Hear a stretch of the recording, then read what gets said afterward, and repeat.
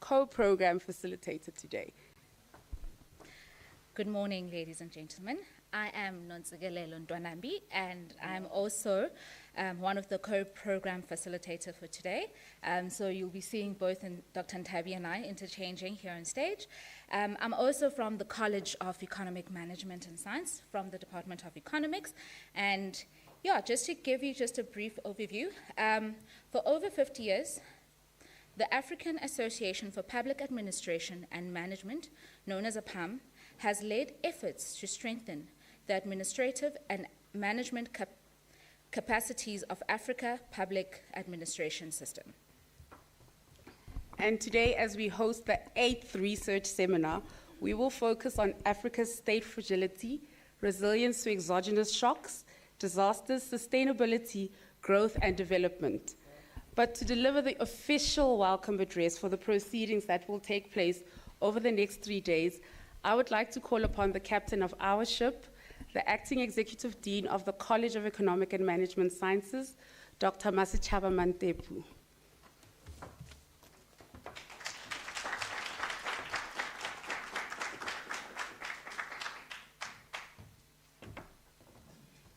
Good morning, colleagues.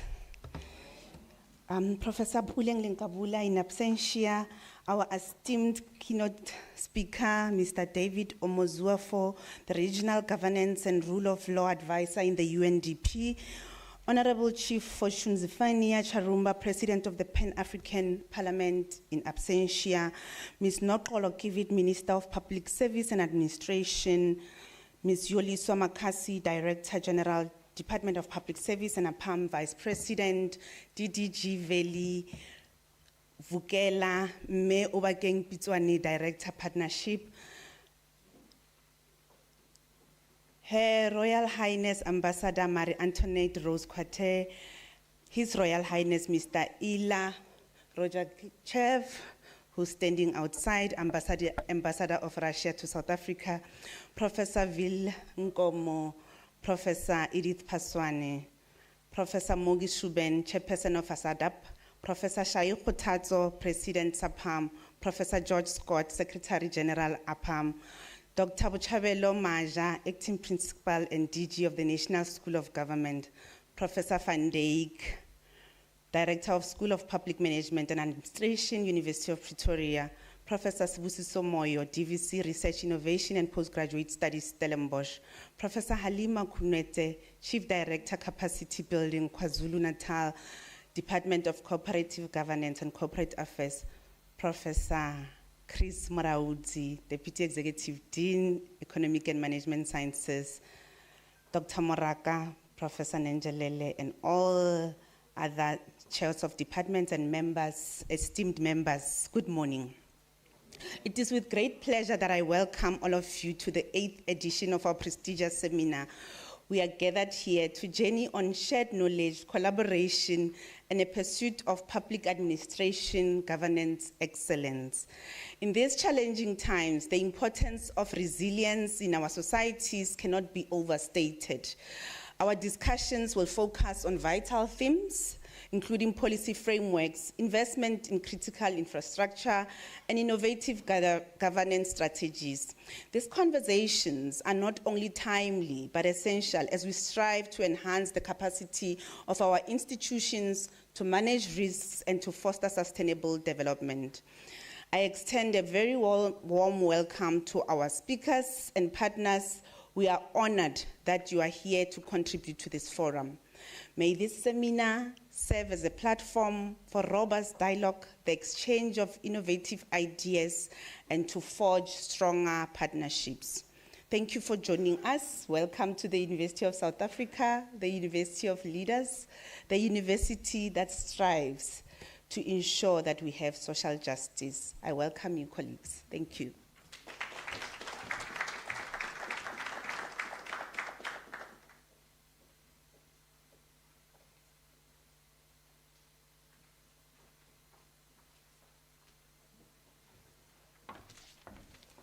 Thank you, Dr. Masichaba, for the very hearty welcome. I hope you do indeed feel welcome.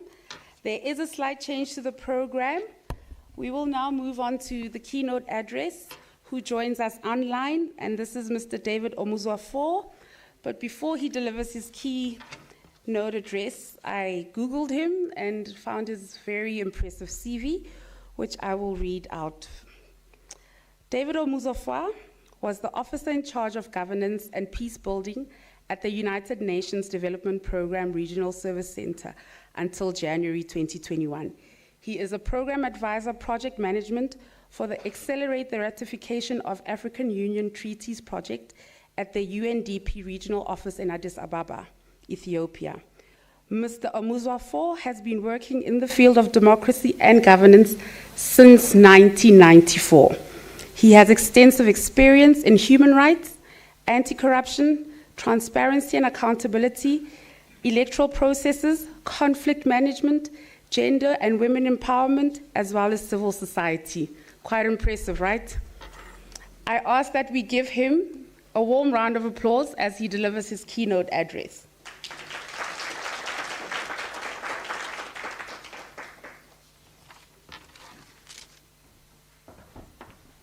Your Excellencies,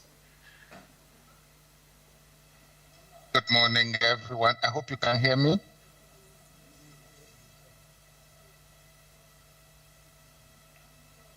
I hope you can hear me. Okay, then I proceed. Thank you so much, Your Excellencies, professors, and when you address eggheads, like in the gathering we are having right now, you are not in that environment. You have to be careful. You want to speak the language in which you are not schooled in. I'm talking about the academics now. I'm really very sorry that I'm unable to join you this time. I have just assumed a new task far away in South Sudan. I arrived here a few weeks ago, and being new, I'm unable to travel. Otherwise, I was looking forward to being in Pretoria in person to take part in this event. But new development after I had accepted, this invitation just a few weeks ago. This is exactly why I'm speaking to you through Zoom or Teams instead of sitting with you in Pretoria. That's done. Again, thank you so much for this invitation, and congratulations for the 8th edition of your organization, and focusing on Sustainable Development Goals 2030 and the Africa Union Agenda 2063, I think cannot be more important to deal with than now, for a number of reasons. The race to deliver the Sustainable Development Goals is on, and we're talking about 6 years from now for an agenda that was set for 15 years. So we hope that all hands will be on deck, to deliver the agenda. Now I proceed with my presentation, focusing on the imperative of state legitimacy in managing risks and disasters in Africa. And by way of introduction, I'm looking at the current state of disasters and risks in the coming years. And the 19th edition of the Global Risks Report 2024 indicates series of risks plaguing the globe. Among these are extreme weather, 66%, that's first. AI-generated misinformation and disinformation, 53%, that's second. Societal and political polarization, 46%, number 3. Cost of living crisis, 42%, that's number 4. And the 5th is cyber attack, 39%. Even with the huge advancement in technology, the world is still living in an era of risks and disasters.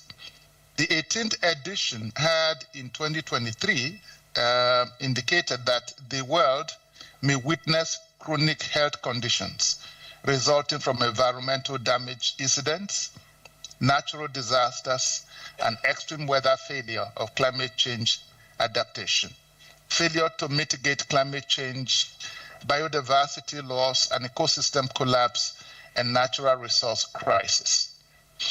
Looking into the future, the 19th edition of the same report, the current one, projects that with the constant upheaval becoming the norm, decades of investment in human development and human resilience are slowly being chipped away, potentially leaving even cooperatively strong states and individuals vulnerable to rapid shocks from novel and resurgent sources.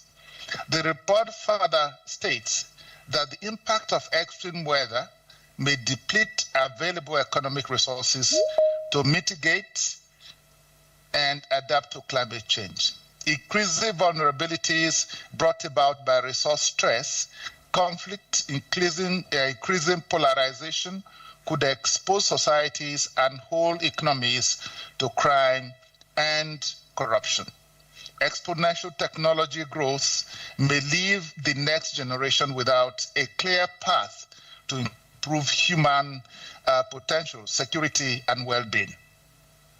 From the foregoing, it is imperative that managing the future will not be an easy task. It will require tact, agility, with legitimacy of institutions and actors and stakeholders.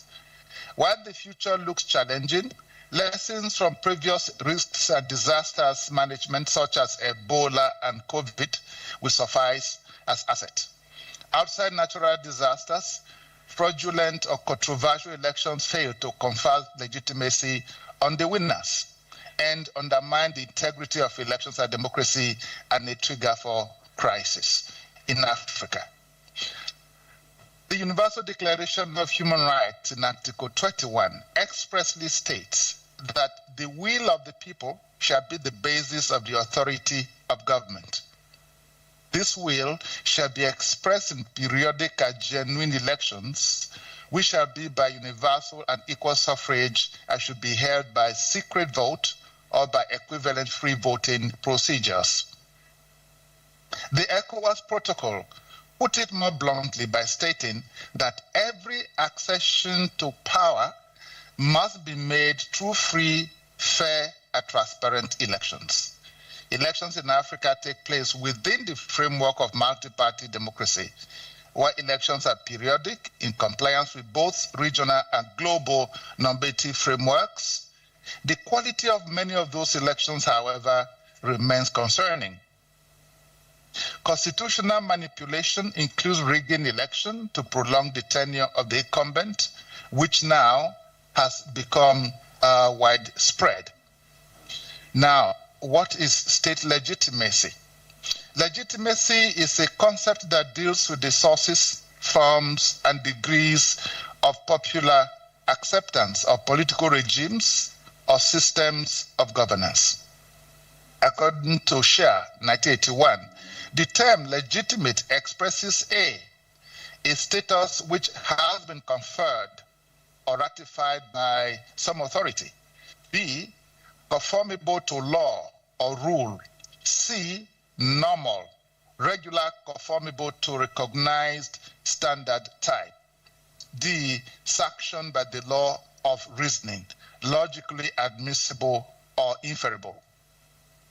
According to the Webster Dictionary, legitimate means 1, lawfully begotten, 2, real, genuine, not false, counterfeit or spurious, 3, accordant with law or with established legal norms and requirements, 4, conforming to recognized principles or accepted rules or standards. Jackson and Roseberg, 1984, defined legitimacy as the recognition of a state and its government as rightful by its popularity, which during the modern era has increasingly meant a popular recognition democratically expressed. Legitimacy facilitates the exercise of authority in a system and makes it more acceptable. Watson, 1990. Spears, in his works, The African State, Can the Future Be Stable?, states that many scholars are of the view that Weberian conception of the state need to be at the center of any discussion of political and economic development and conflict management in Africa. The state, writes Mohammed Ayub, 2002, forms the cornerstone of tolerable political life within discrete territorial communities. Without it, he adds, life would be truly poor, nasty, brutish, and short. Only effective statehood can help solve the economic underdevelopment and poverty, problems that plague much of the third world. Even in an era purported to be characterized by processes of globalization, proponents say the state remains paramount. Globalization does not render the state irrelevant, but rather highlights the fact that the countries that are most likely to prosper and thrive in the 21st century are those that already possess effective state institutions. What makes a regime legitimate? Bereketiab postulates that state legitimacy determines government performance and vice versa. Before delving into the legitimacy of the state, it is pertinent to understand the construction of the state in Africa. First, majority of the states in Africa were a creation of the Berlin Conference of 1884 and 1885. Bold indicates that during the first phase of partition into more than 50 colonies, the process of carving up the continent and creating new political entities had important long-term consequences. First, European powers developed a large-scale, centralized bureaucratic apparatus and established new rules and laws to govern their colonial territories. Further, they established a much firmer control of geographical boundaries than had previously existed in the region. If the will of the people, as stated in the Universal Declaration of Human Rights, were to be the determinant of the formation of a state, Africa failed that test from get-go, because the people of Africa did not take part in determining, the partitioning of the continent into the 50 colonies. The term state is a term used in international relations, supposedly arising from the treaties of Westphalia in 1640.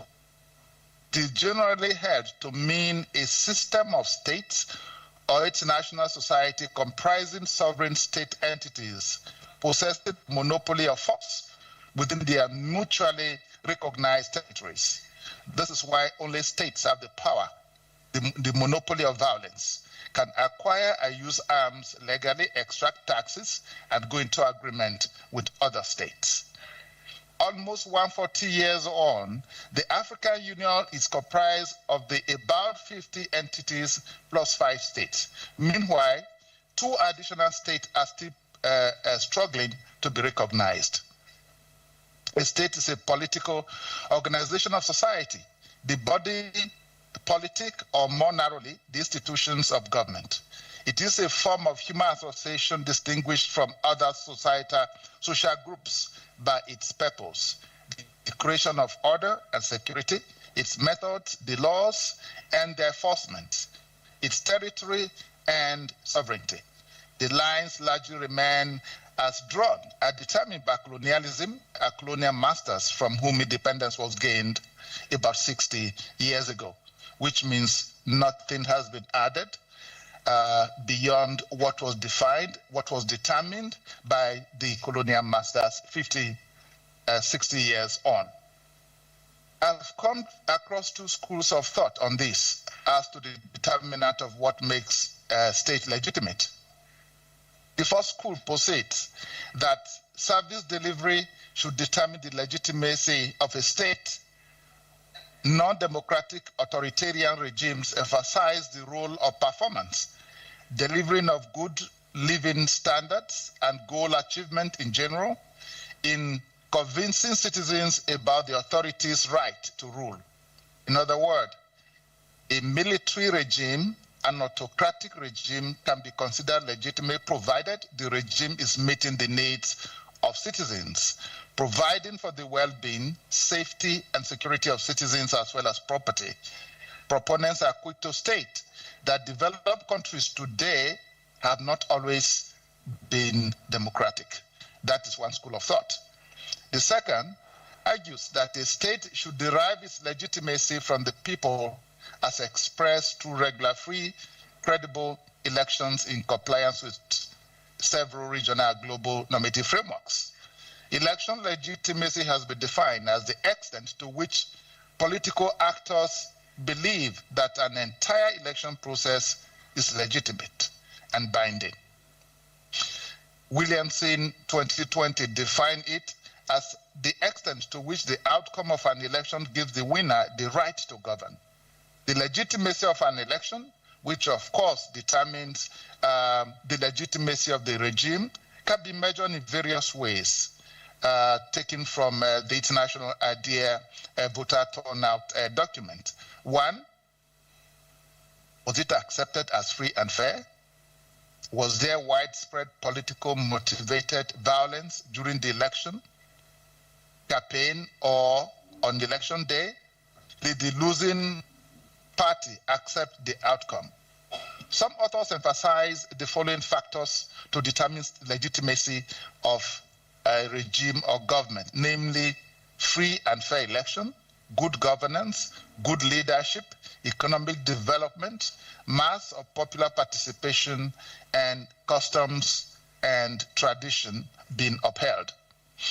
If voter turnout were to be an indicator of regime legitimacy, I think we have seen different variants in Africa. With the exception of Ethiopia and Rwanda, where voter turnout over the years has been consistent, 93, 92, 98, 90-something percent.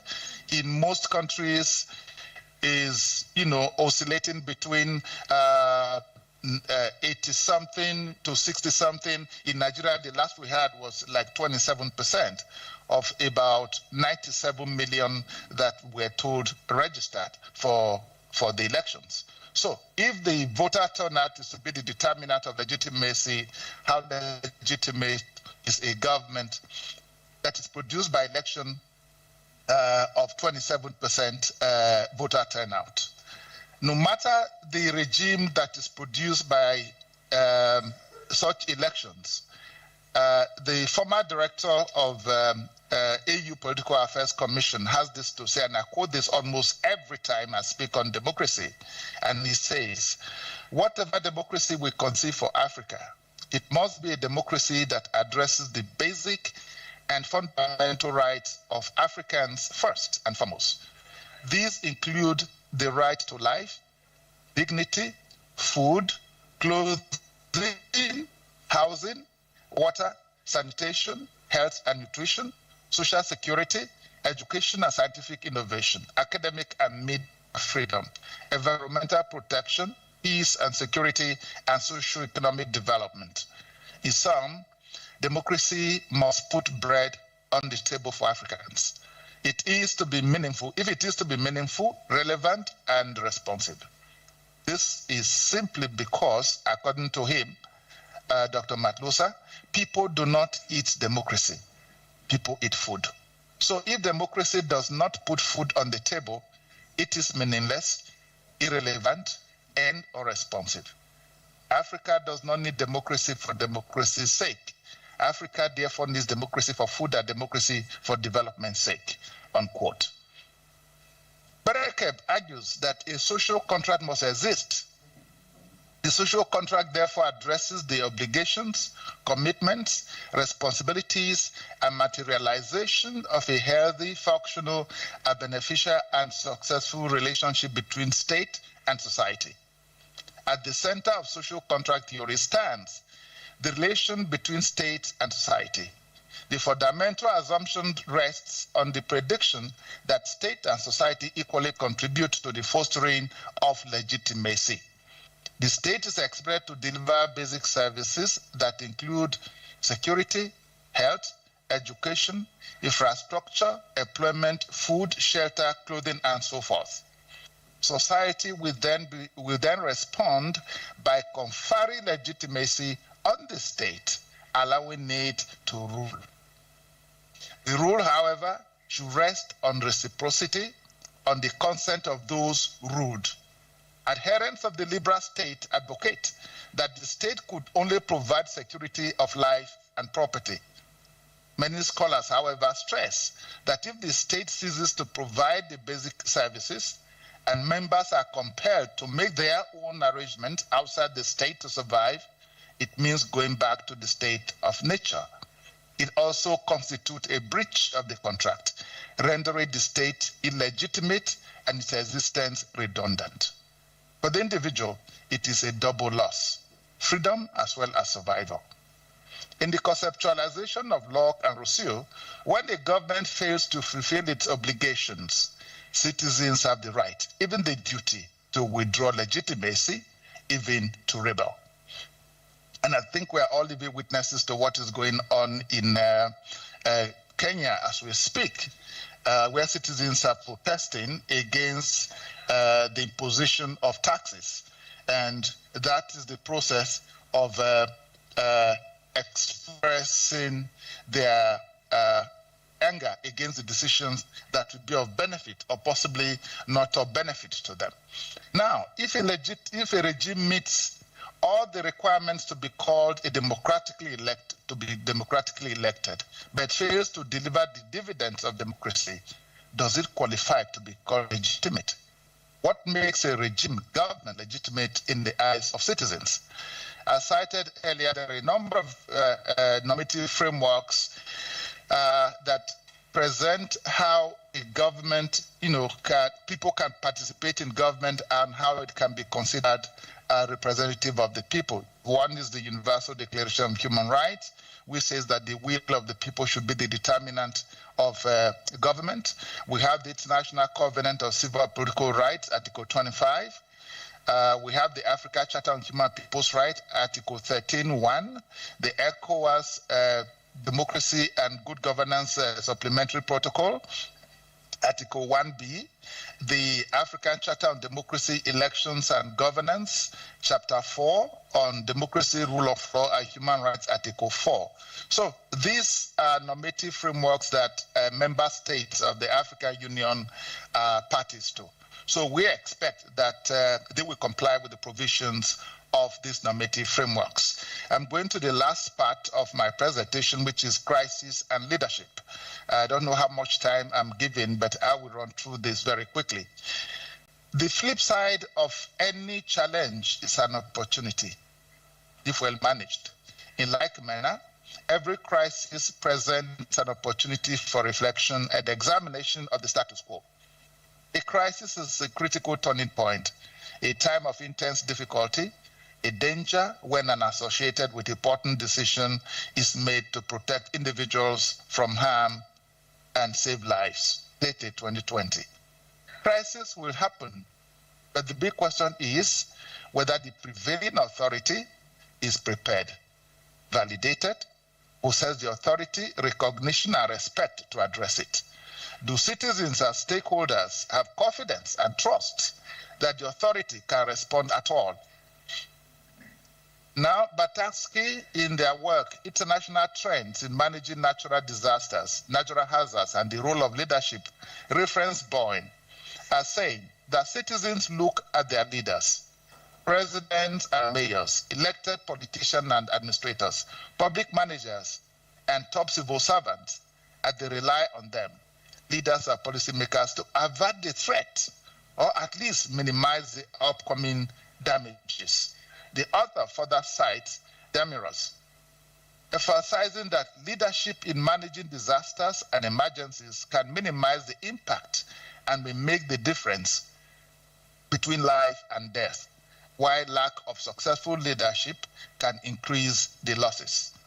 An example, the outbreak of Ebola and COVID-19 tested the resilience of many African states. had in Sierra Leone in 2014 when Ebola broke. Lack of trust between citizens and the government severely hampered attempts to contain the subsequent risks.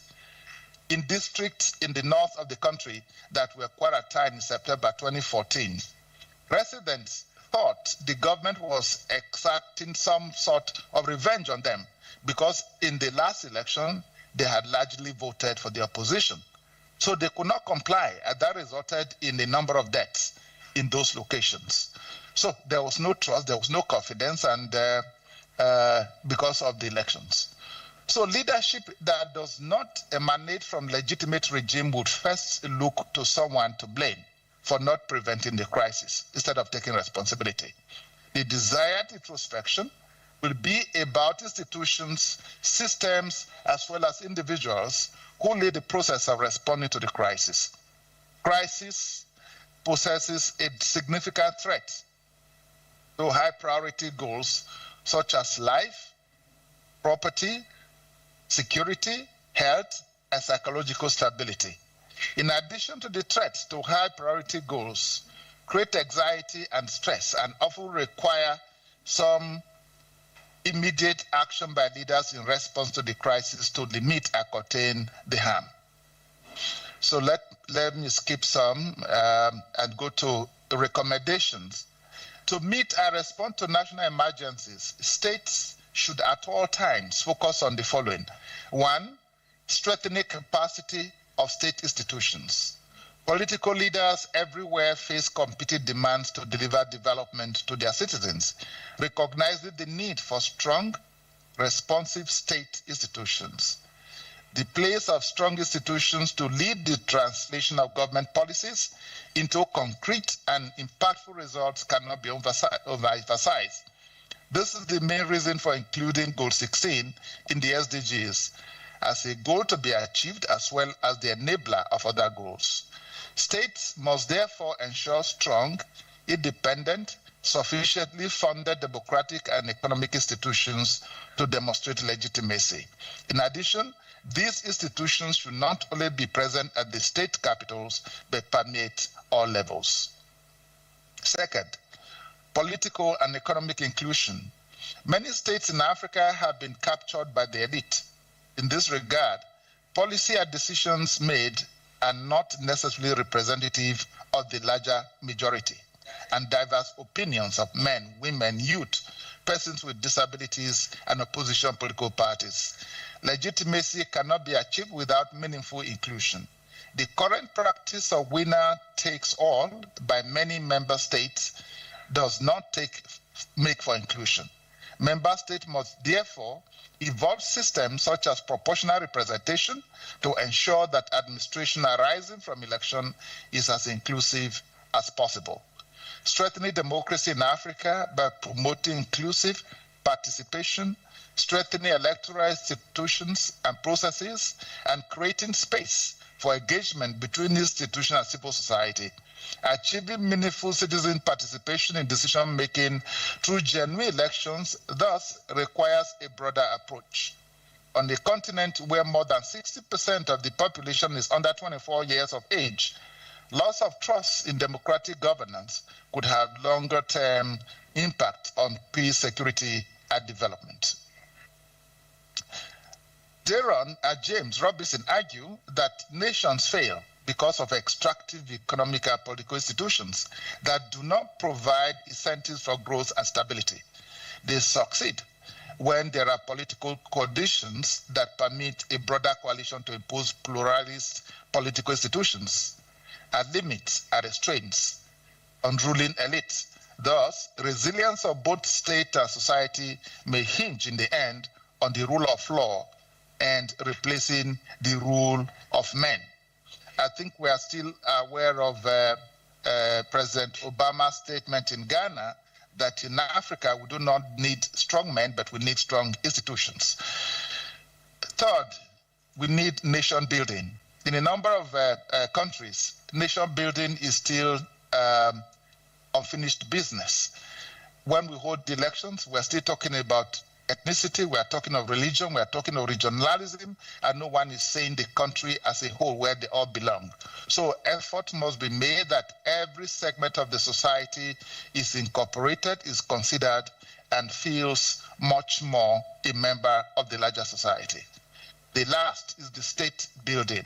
The state has nation building and state building have sometimes been used interchangeably. However, state building generally refers to the construction of state institutions for a functioning state.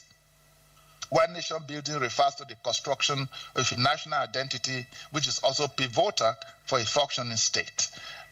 Election 2013. Globally, democracy is facing a huge challenge to the extent that liberal democracy is being questioned. Several concepts have emerged to describe the current state of democracy around the world. We hear of democratic decline, democratic recession, democratic backsliding. All these are also available here in Africa, and many member states are dealing with it. And so we need to emphasize the independence of these institutions and that they are able to deliver our service. That's the last of the recommendations.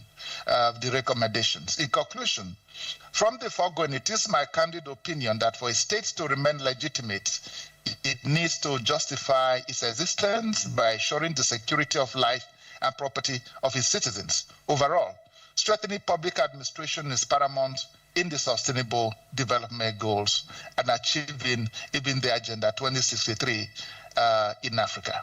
Thank you for listening. I hope I have not taken more time than I was allocated. Thank you.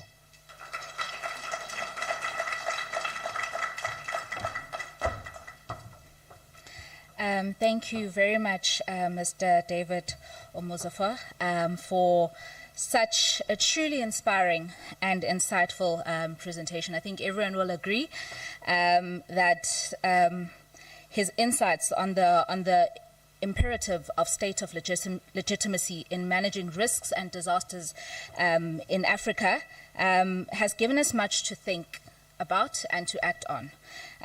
So I speak for everyone that we have gained a deeper understanding on the report that has been presented. Colleagues, so we're going to take a bit of a slight of a break, the tea break, now on the program that you see.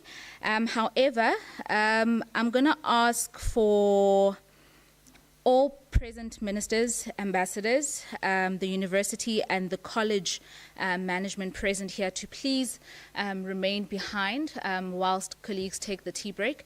We're going to just be taking a short picture moment, and then, we'll move on to the next item. Colleagues, you may enjoy. Thank you.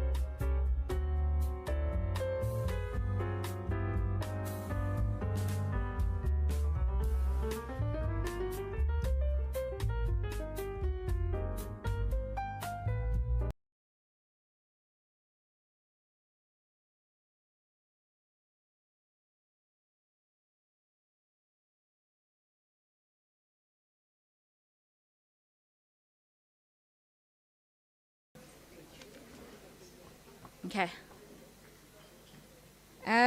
Colleagues, now we're moving on to our next item. I'm going to call on Dr. Sokela to come and introduce His Excellency, Mr. Rokashev, the Ambassador of Russia to South Africa. Dr. Sokela?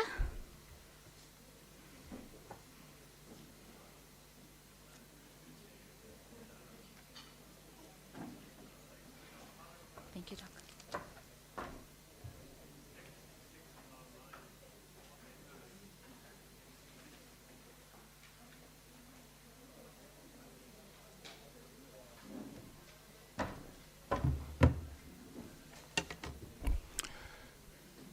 Good morning to you all. I wish to recognize all of you and the institutions that you represent. And your presence means a lot because this is a platform, particularly with regard to the achievement of the SDGs and Agenda 2063, more particularly goal number 16 and 17. Number 16 in terms of strong institutions. As we have seen from the keynote address, the importance of strong institutions is very important. And also goal number 17 in terms of partnerships. This is a platform where all of you are welcome. We've come a long way. And in that regard, I would like to thank you, NISA, for taking the opportunity to host us. You are now part of the family. There are no conditions, so you should not feel that you are new in the partnership. The effort that you have made to host us this year is appreciated. So you're part of the family. Depends what role you'd wish to play in the future as we go forward, but you're part of the family. Either as the host, as the participant, or in whatever capacity, because we are all stuck together in terms of the SDGs and Agenda 2063. So without further ado, I would like to apologize on behalf of my DG, Ms. Yoliso Makasi, who is unfortunately traveling overseas, and also in her capacity as the Vice President of APAM. She is the protocol host of this seminar by virtue of her two positions. Also the minister in her absentia, her mandate is expired, so we are expecting a new minister. But in terms of the protocol, our minister is the guest of honor. So I would like to recognize that office, because although we don't have a person in that position, we've got a ministry in the department. So I would like to recognize you, all of you who are here, and also in the same vein, welcome the ambassador. South Africa has got historical relations with the Russian Federation. And Ambassador, Your Excellency, Mr. Ilya Rokachev, the floor is yours. You're part of the partnership as well. And feel at home. UNISA is part of your family. TPSA is part of your family. South Africa is part of your family. Thank you very much.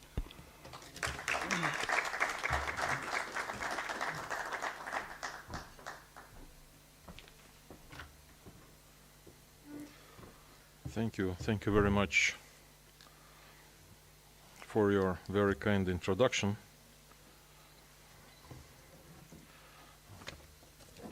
It could be longer than my intervention, though.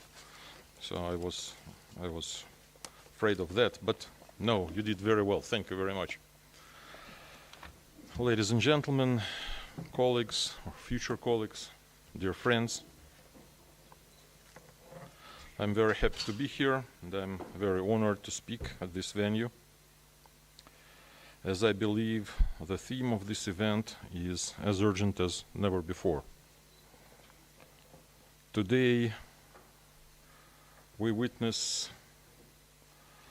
the uninterrupted growth of the population of our planet. I mean both in numbers and in density.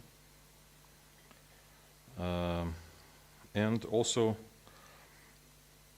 as a consequence of industrialization and urbanization, the geographic density of various facilities is also on the rise.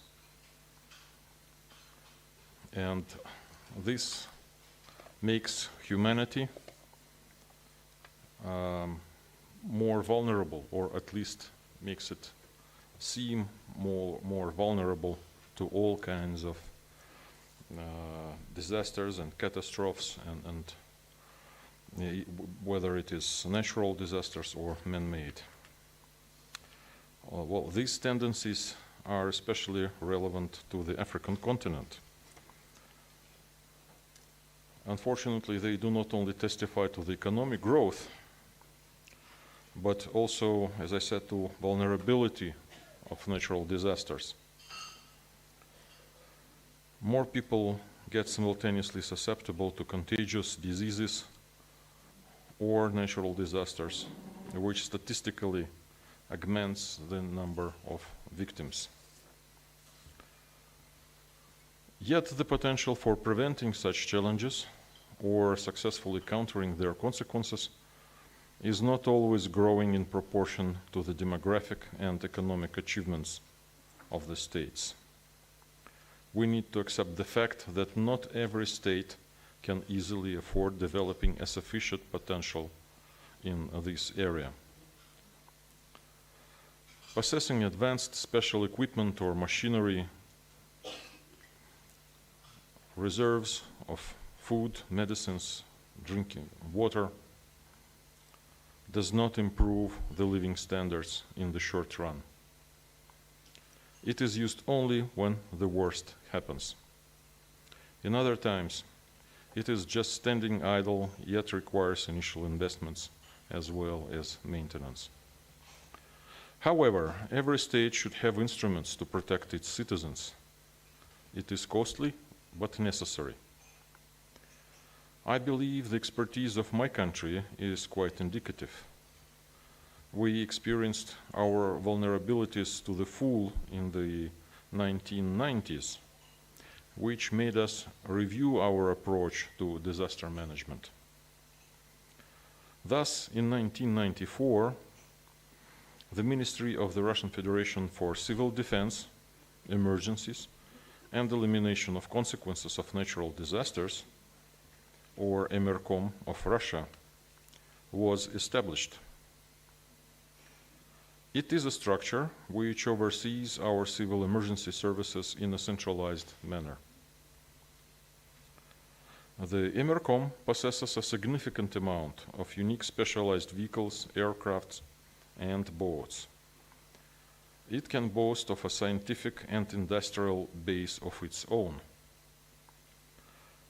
Probably one of its most well-known airplanes are jet-powered amphibious so-called flying boats BE-200, used for firefighting, search and rescue operations, as well as cargo and passenger transportation.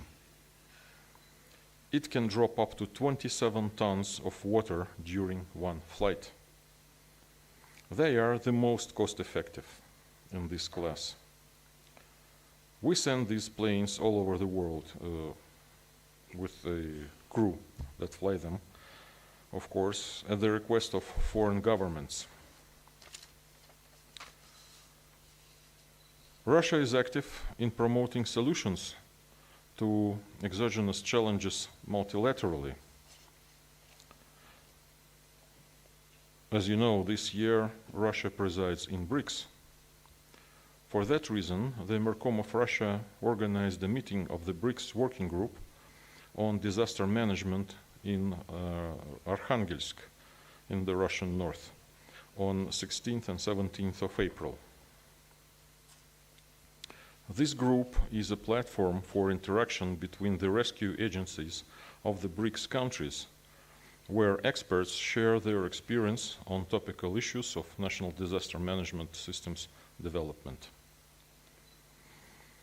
Moreover, BRICS countries participate in specialized training courses for crisis management centers, latest one held on the 15th of February this year. In 2005, the Mercom of Russia came up with a proposal to create an international agency on emergency situations and risk management. The idea was to create fast and effective global disaster response mechanism. Unfortunately, this initiative was never implemented. Colleagues, the COVID-19 pandemic provided valuable lessons about the preparedness of our national health systems to counter deadly infectious diseases. It caught not only Africa off guard, but the whole world, revealing significant gaps in early warning capabilities. African countries witnessed what many characterized as vaccine apartheid. We're proud that during that challenging time, Russia elaborated its own Sputnik vaccine and did it earlier than any other state. Proven to be one of the most effective and having saved millions of lives, it was delivered to dozens of states around the world. This being said, I wanted to stress that being one of the leaders in disaster management, my country has accumulated significant experience and expertise in this sphere, which we believe might be useful to other countries. As a responsible international player, we do not lay down any political terms in exchange for our assistance. In the rapidly changing world of today, such multilateral institutions as BRICS prove to be effective in reinforcing states' sovereignty in disaster management. I am intentionally leaving out areas of so-called hard security, situations of armed conflict, terrorism, and so on. In any case, Russia is known on the African continent as provider of security. We can be of great assistance in strengthening a state's sovereignty, be it in the field of energy security, food security, public health, or again, hard security. In general, international cooperation in these areas is vital and very promising. I thank you for your attention.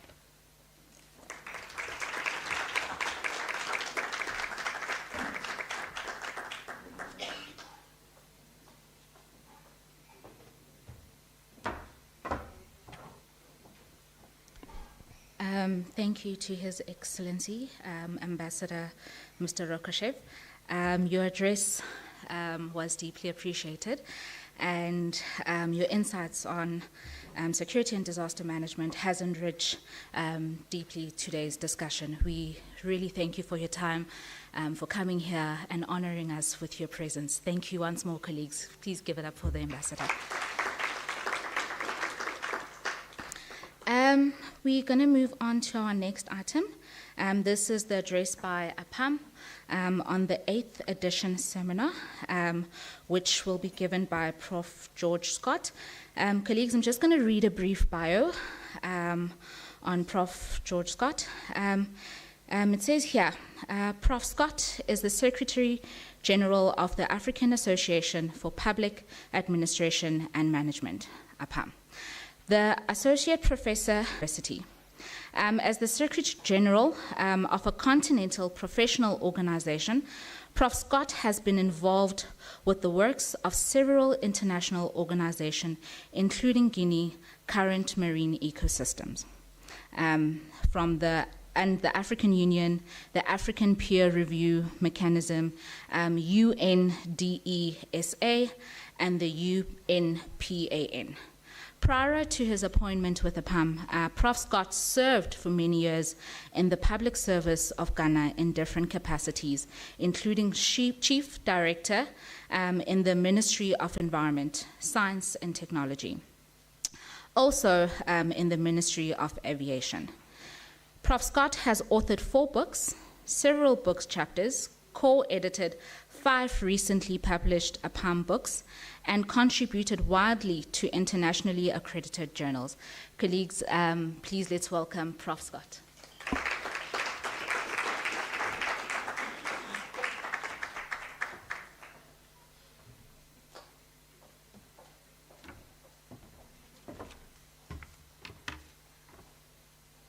Thank you very much, our moderator.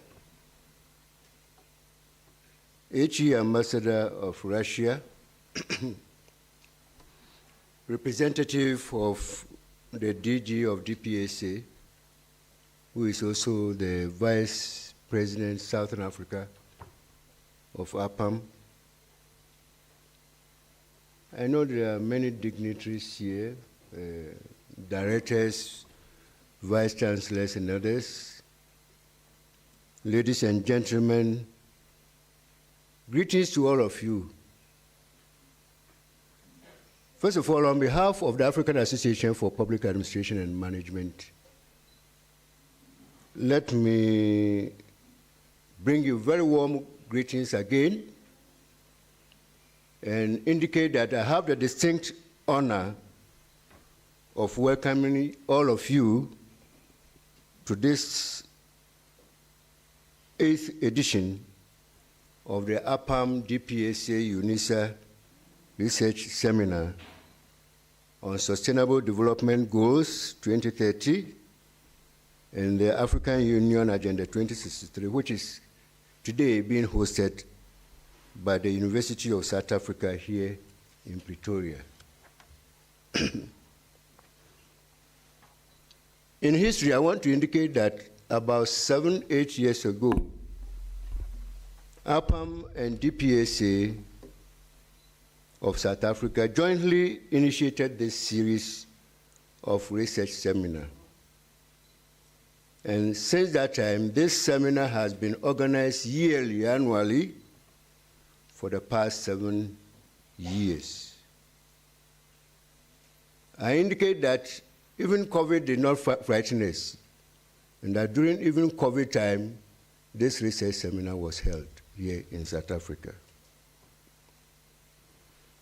This goes to be a testament to the fact that we have shared commitment to the critical importance of research for the attainment of the Sustainable Development Goals and the African Union Agenda 2063. Sincerely, APAM wants to thank DPSA of South Africa and UNISA for the strong partnership for the journey to this 8th session of the seminar. Year by year, we try to enhance the quality of this research seminar. We add on, we subtract to make sure that it looks good and create impact. This year, one particular feature that with the support of UNISA we have added is what is being termed the PhD colloquium.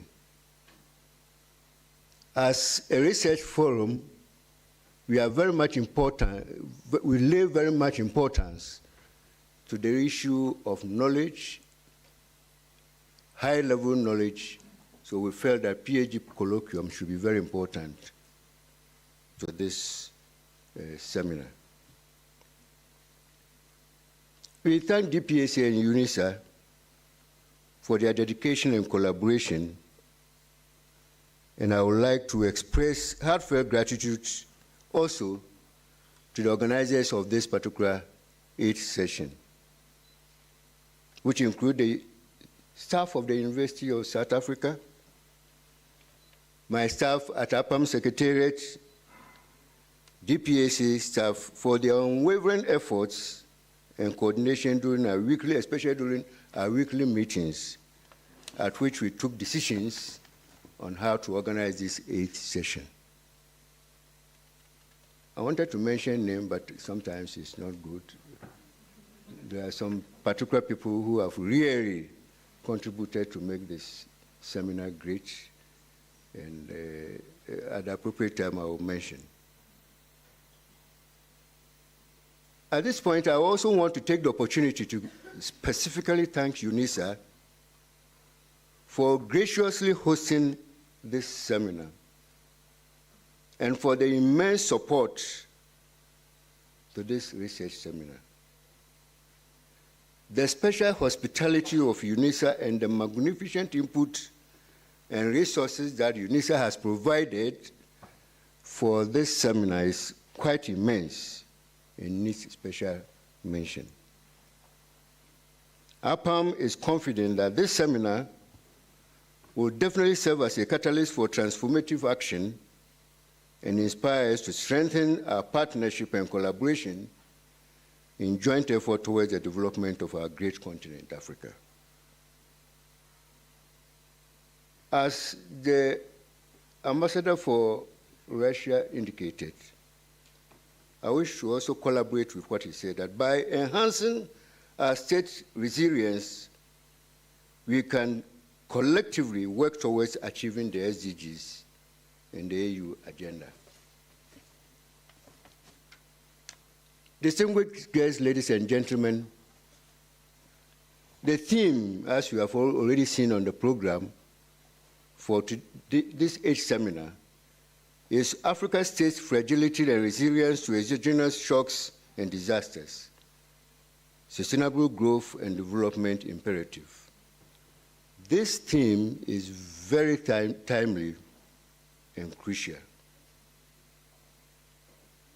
We are saying that Africa is brimming with potential resources, natural resources, human resources everywhere. My own country, Ghana, has a lot of resources. We have diamond, we have gold, we have oil, we have ocean,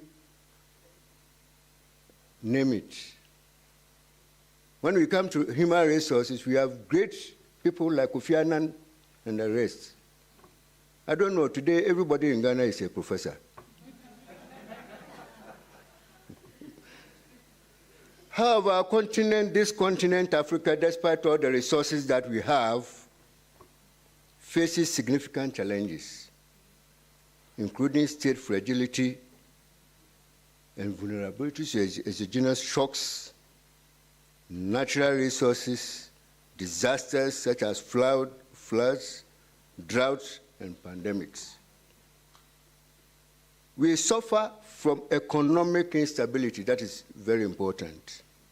Everywhere on the continent today, we are clamoring for economic difficulties, poor service delivery, arguments about tax, arguments about revenue generation, but most important, arguments about corruption. I hope you agree with me. There is political turbulence, health issues, natural disasters. We had COVID pandemic. I believe we were lucky to have gone through that type of disaster. Some say it was God, I don't know.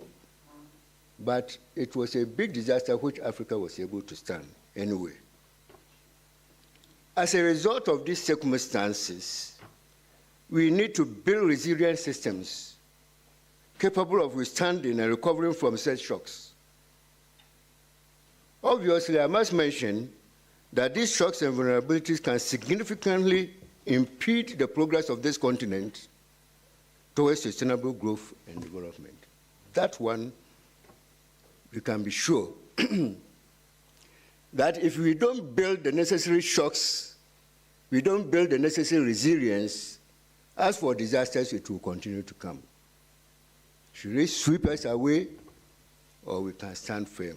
That is the question that this research seminar is supposed to answer. And I'm happy that we have marshaled good presenters, both from the university academia and elsewhere, and we believe that they should be able to answer these questions. As already been indicated by one of the speakers, Africa's fragility is often characterized by weak institutions. Weak institutions and lack of effective governance. Yesterday, my driver raised the issue of governance. The driver who brought me here raised the issue of weak governance on the continent of Africa. It's a big issue. And once you have weak governance, your institutions, many of your institutions will also be poor. That one, they are correlated. They link. I must mention that state fragility weakens a government's ability to provide basic services, maintain security, and promote economic development. And we have already mentioned the issue of the SOCs, which I don't need to. And these circumstances obviously destabilize our societies on this continent and hinder development effort. These circumstances, in turn, create fertile grounds for conflict, displacement, and human rights crisis all over our continent. I don't want to mention names of countries because we are here talking about Africa. As African Association for Public Administration and Management, APAM, we are committed, seriously committed, to playing a pivotal role in strengthening Africa's resilience and sustainable development. Through our programs, our workshops, conferences, we are at the forefront of enhancing the skills and competencies in public service across Africa. Through our workshops and conferences, we provide opportunities for continuous learning and professional development, equipping public servants, academia, NGOs, civil society, even among the public itself, with knowledge and tools necessary to navigate complex challenges and drive sustainable development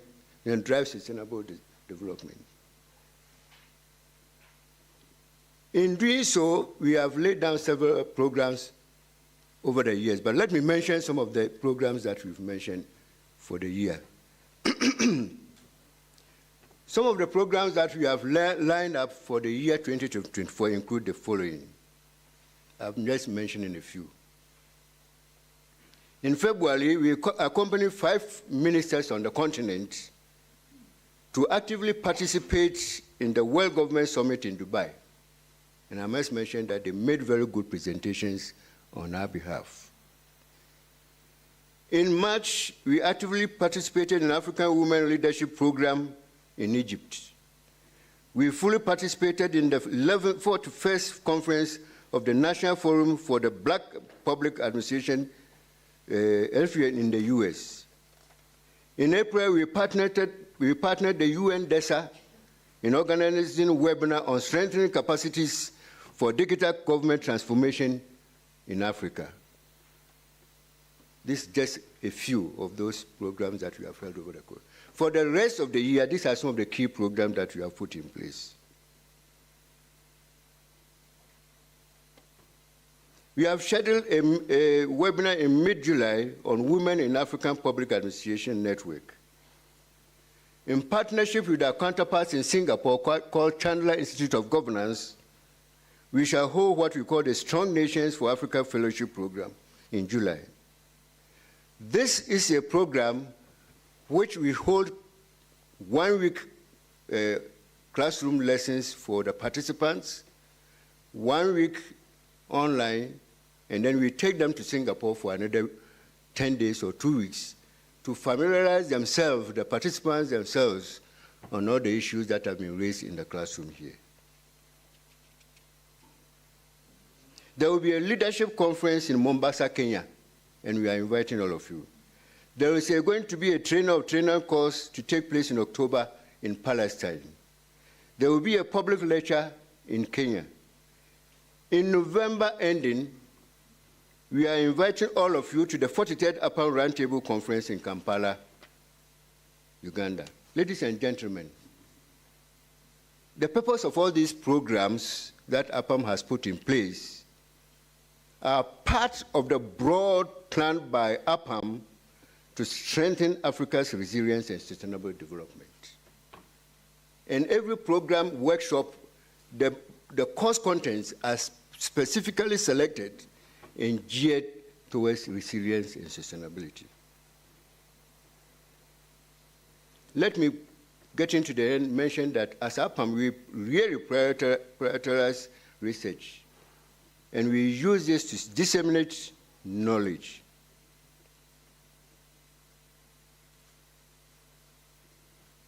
APAM also engages in advocacy as effort to influence public policy and promote good governance on the continent.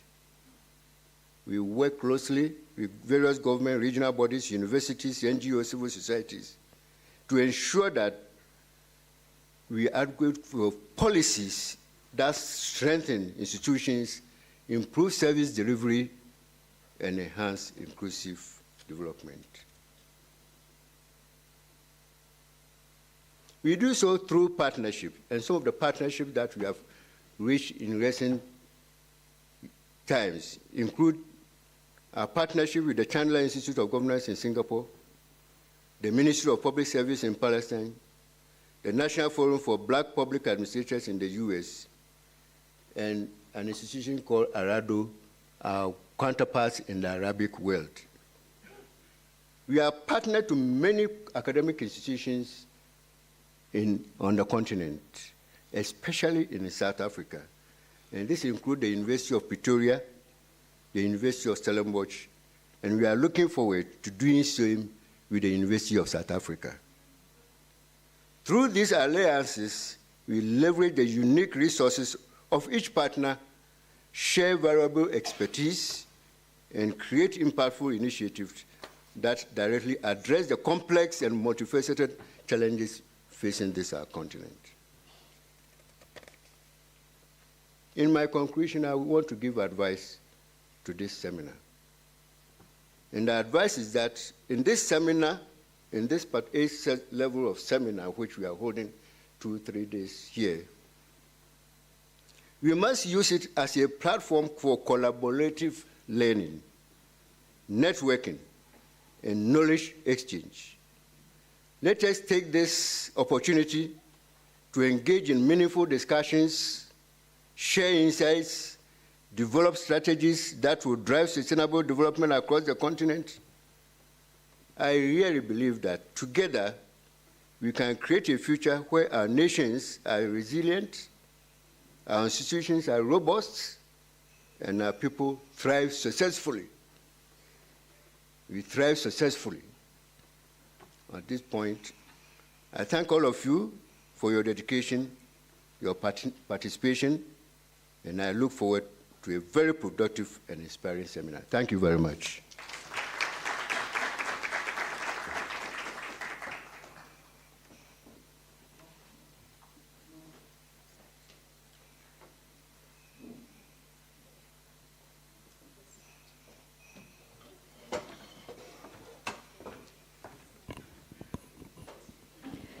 Indeed, Prof. Scott, there are many great minds in this room today, and what good would this session be if we don't engage, exchange, interrogate the information we have been receiving this morning.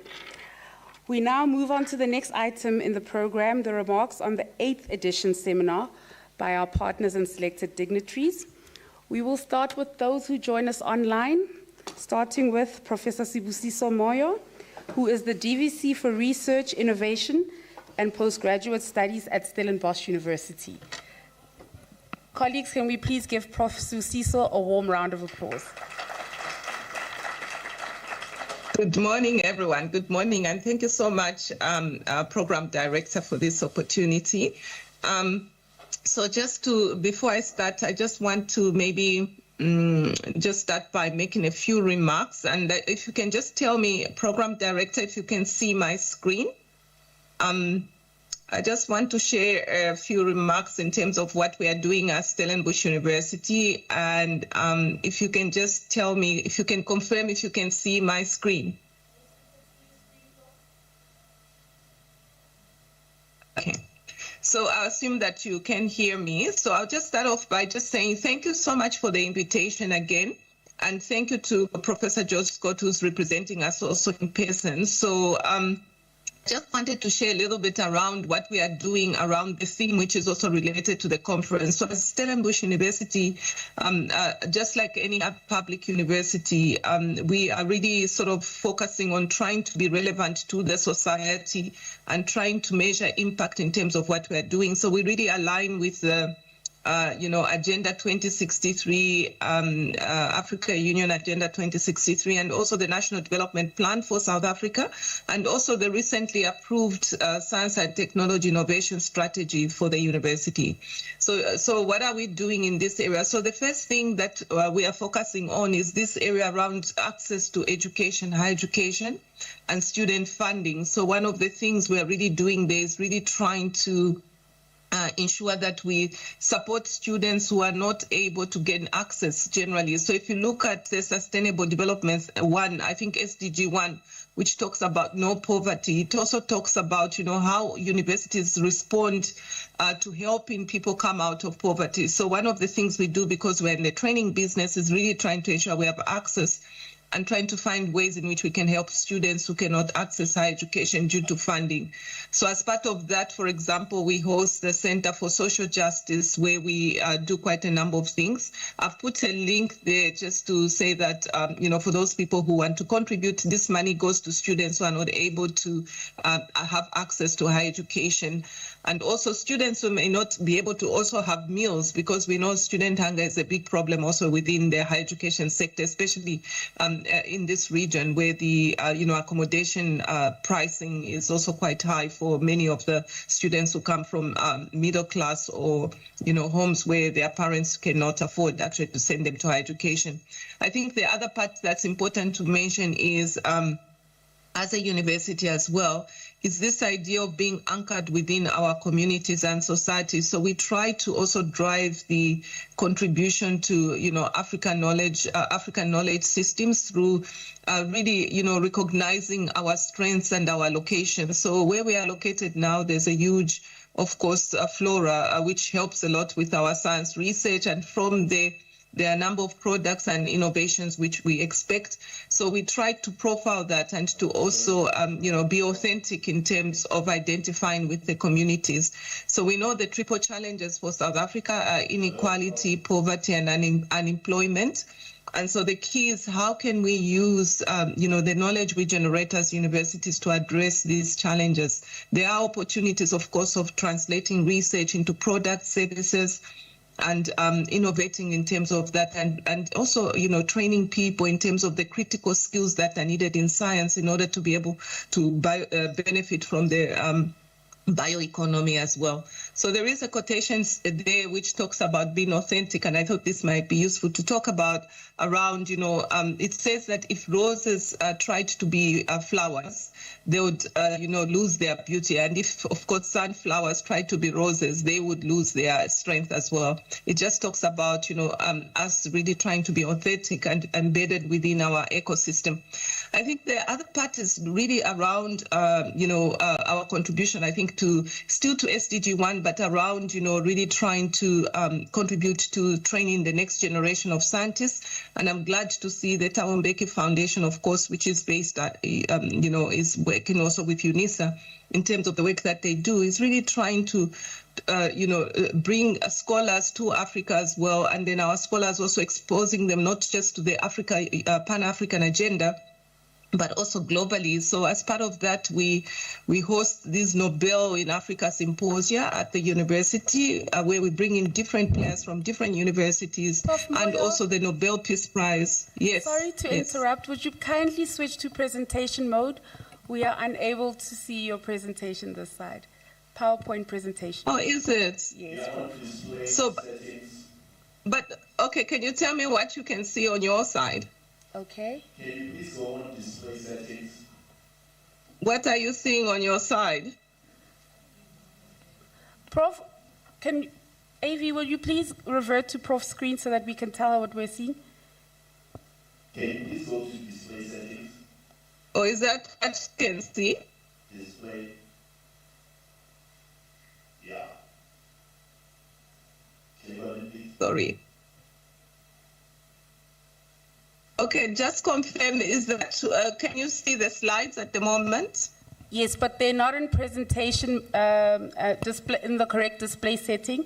If you can please go to display settings, Prof. Okay, I'm going to go back. Yeah, sorry about that. So I have to just check that I'm in the right one here. Okay. Yes. Yeah, I've just stopped presenting now because I'm just trying to end that. Yeah. Let me try to say slideshow from the beginning. Okay. Oh, I see I've got two screens, so this is a problem. So I'll just disconnect one. So it's just, yeah, okay, cool. All right, so I should, yeah, sorry about that. So now it should be able to show. If you can just tell me what you can see. I'll just go from to where I was. Are you okay now? Can you see? Yes, are you able to see the full screen? Yes, we can see okay, much cool. better. Sorry about that. No worries. Yeah. So I'll send this to you. I'm sorry. I'll send you these just for the participants because I'm sorry I couldn't come in person. But in any case, I spoke about what we are trying to do around, bringing some initiatives to Africa, which encourage also training of the next generation of scientists. And then the other thing I wanted to say is that, so obviously, for us, there are a number of things that are important when we talk about the SDGs and what we're doing around Agenda 2063 as partners as well, is the need for, societal impact, having a focused strategy that helps to deal with the, local challenges and grand challenges that we face. And also embedding this culture of innovation and entrepreneurship, which is important to address at least the unemployability of our graduates, and also making sure that our graduates can add value to what is happening within, our society and also contributing to the economy. So as part of that, I'm not going to go through all the details, it's like really trying to work towards what we are calling a blueprint as a university, which is aligned to the SDGs and also the Africa Union Agenda 2063. And what we're asking ourselves is what is the university good for? I mean, what do we want to be known for? What do we really want to do in terms of leveraging on the networks and the commercial opportunities to support the research enterprise? So through that, we focus on 4 areas around, of course, people, which we believe people are important in everything we do, the resources and infrastructure, how we can share that not just across the universities, but also with the industry partners and other partners that we link up with, and also measuring and monitoring impact and evaluation as well in terms of, knowledge transfer, the benefits for society, which we are trying to measure as well. So I'll talk about, traditional universities, of course, we want to increase our research productivity, but again, what is important there is to really understand what is the purpose of all of that.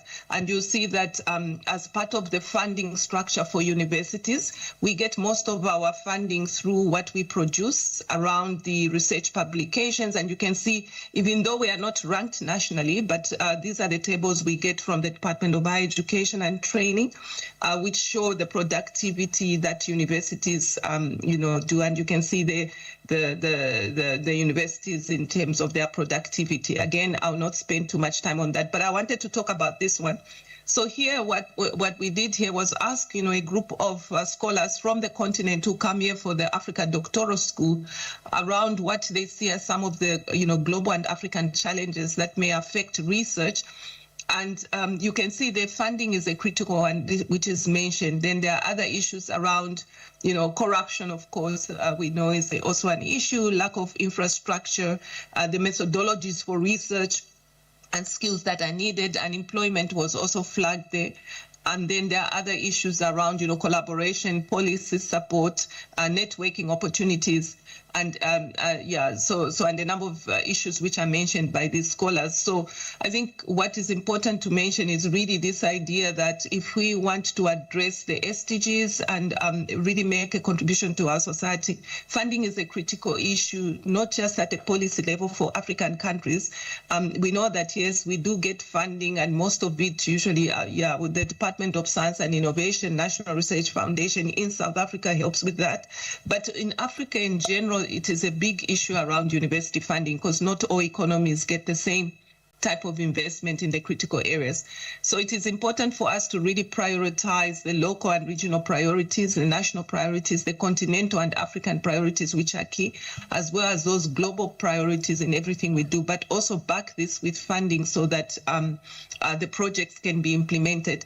And I think the other thing, we talk about innovation a lot, but innovation is really, according to the definition, which I got here from the white paper on science and technology, is that innovation is the implementation of new or significantly improved products, goods or service. This can be goods or services, or process, or a new marketing method, or an organizational model in business practice, workplace organization, or external relations that you can actually use to solve a particular problem. And when we think about these innovations, it's important for us to think about, what are they good for? How can we promote them?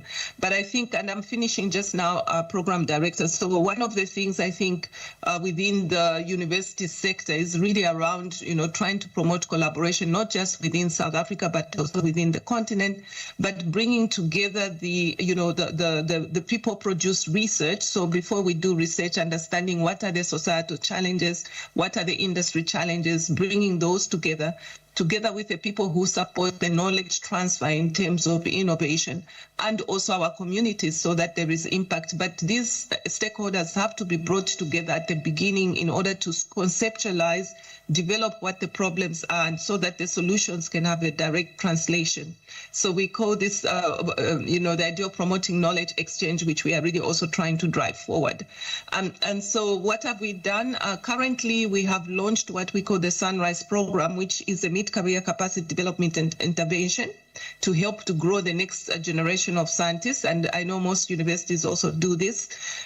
We also have a very large postdoctoral program. Our target is to reach 400 postdocs in the next 5 years. We are currently hosting close to 350 postdoctoral fellows in various fields. I'll skip the rankings because those are not important.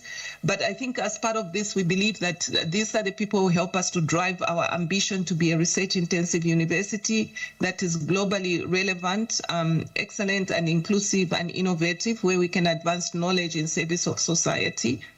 And we also believe we have value system which we believe are important. And you can see now, just because there are many things where you can see that values play a big role in our economy, in making sure that people are compassionate, people are responsible, and they take responsibility for their roles in government, to cut down on corruption, not cut down, but root out corruption completely.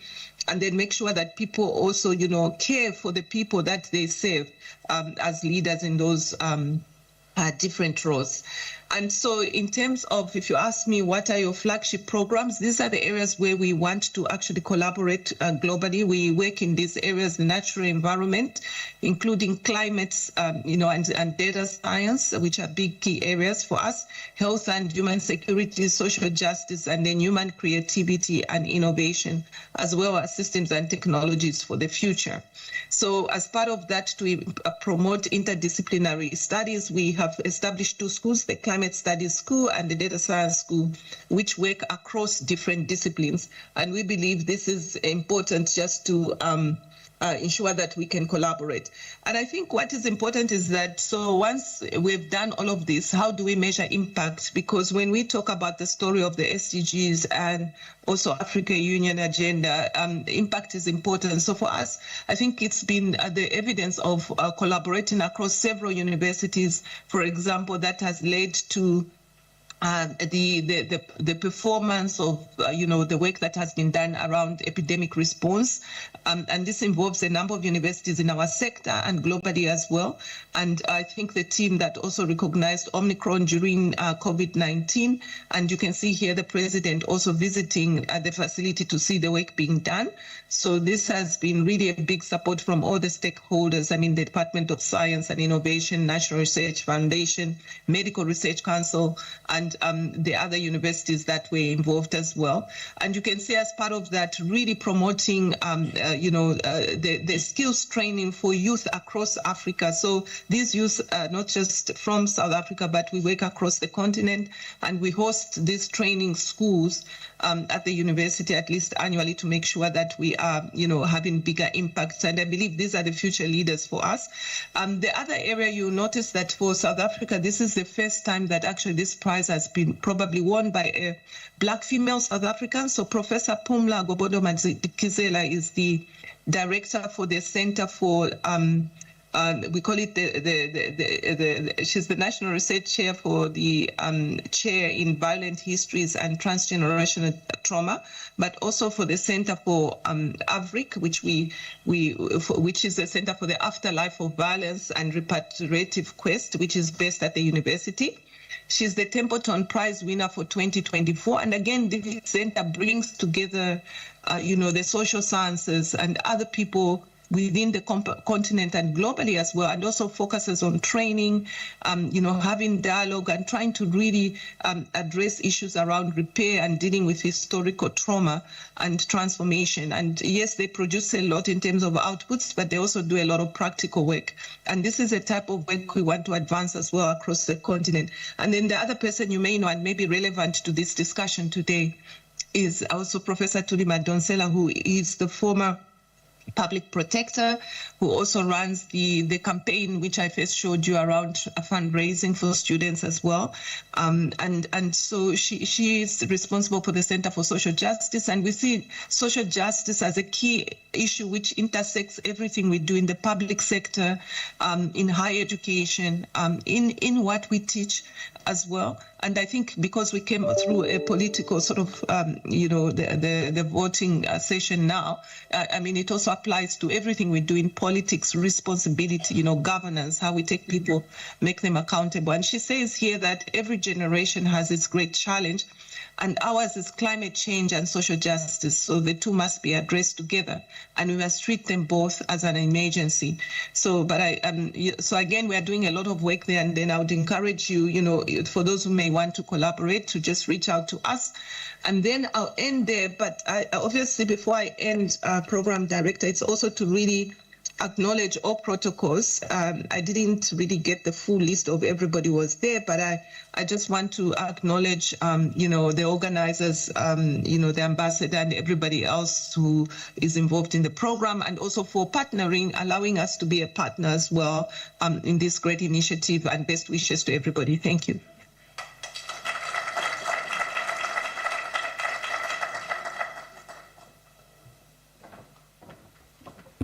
Thank you, Professor Moyo. You asked a very important question: what is the university good for? And where the landscape has changed so much over the past 30 years, the expectations of higher education institutions really should be altered to provide responses that are well thought out and solve the societal problems, as well as respond to problems of social justice and the climate that you also mentioned. Thank you for that, Prof. Moyo. We now move on to Professor Mugi Suban, who is the chairperson of the Association of Southern African Schools and Department of Public Admin Management. Professor, we are ready for you. The floor is yours. Can we please give Prof. Mugi Suban a warm round of applause?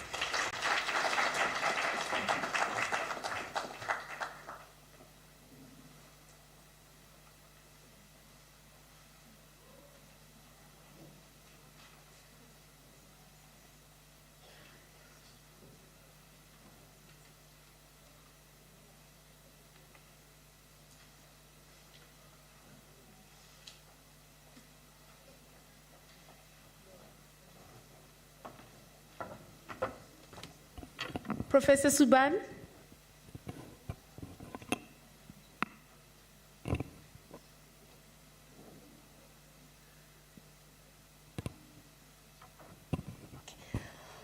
right, it seems as though Prof. Suban is not here yet.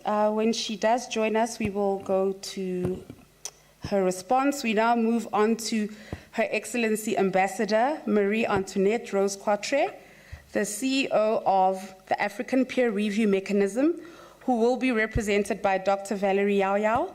Dr. Valerie Yao Yao, we call upon you. Can we please give Dr. Valerie Yao Yao a warm round of applause?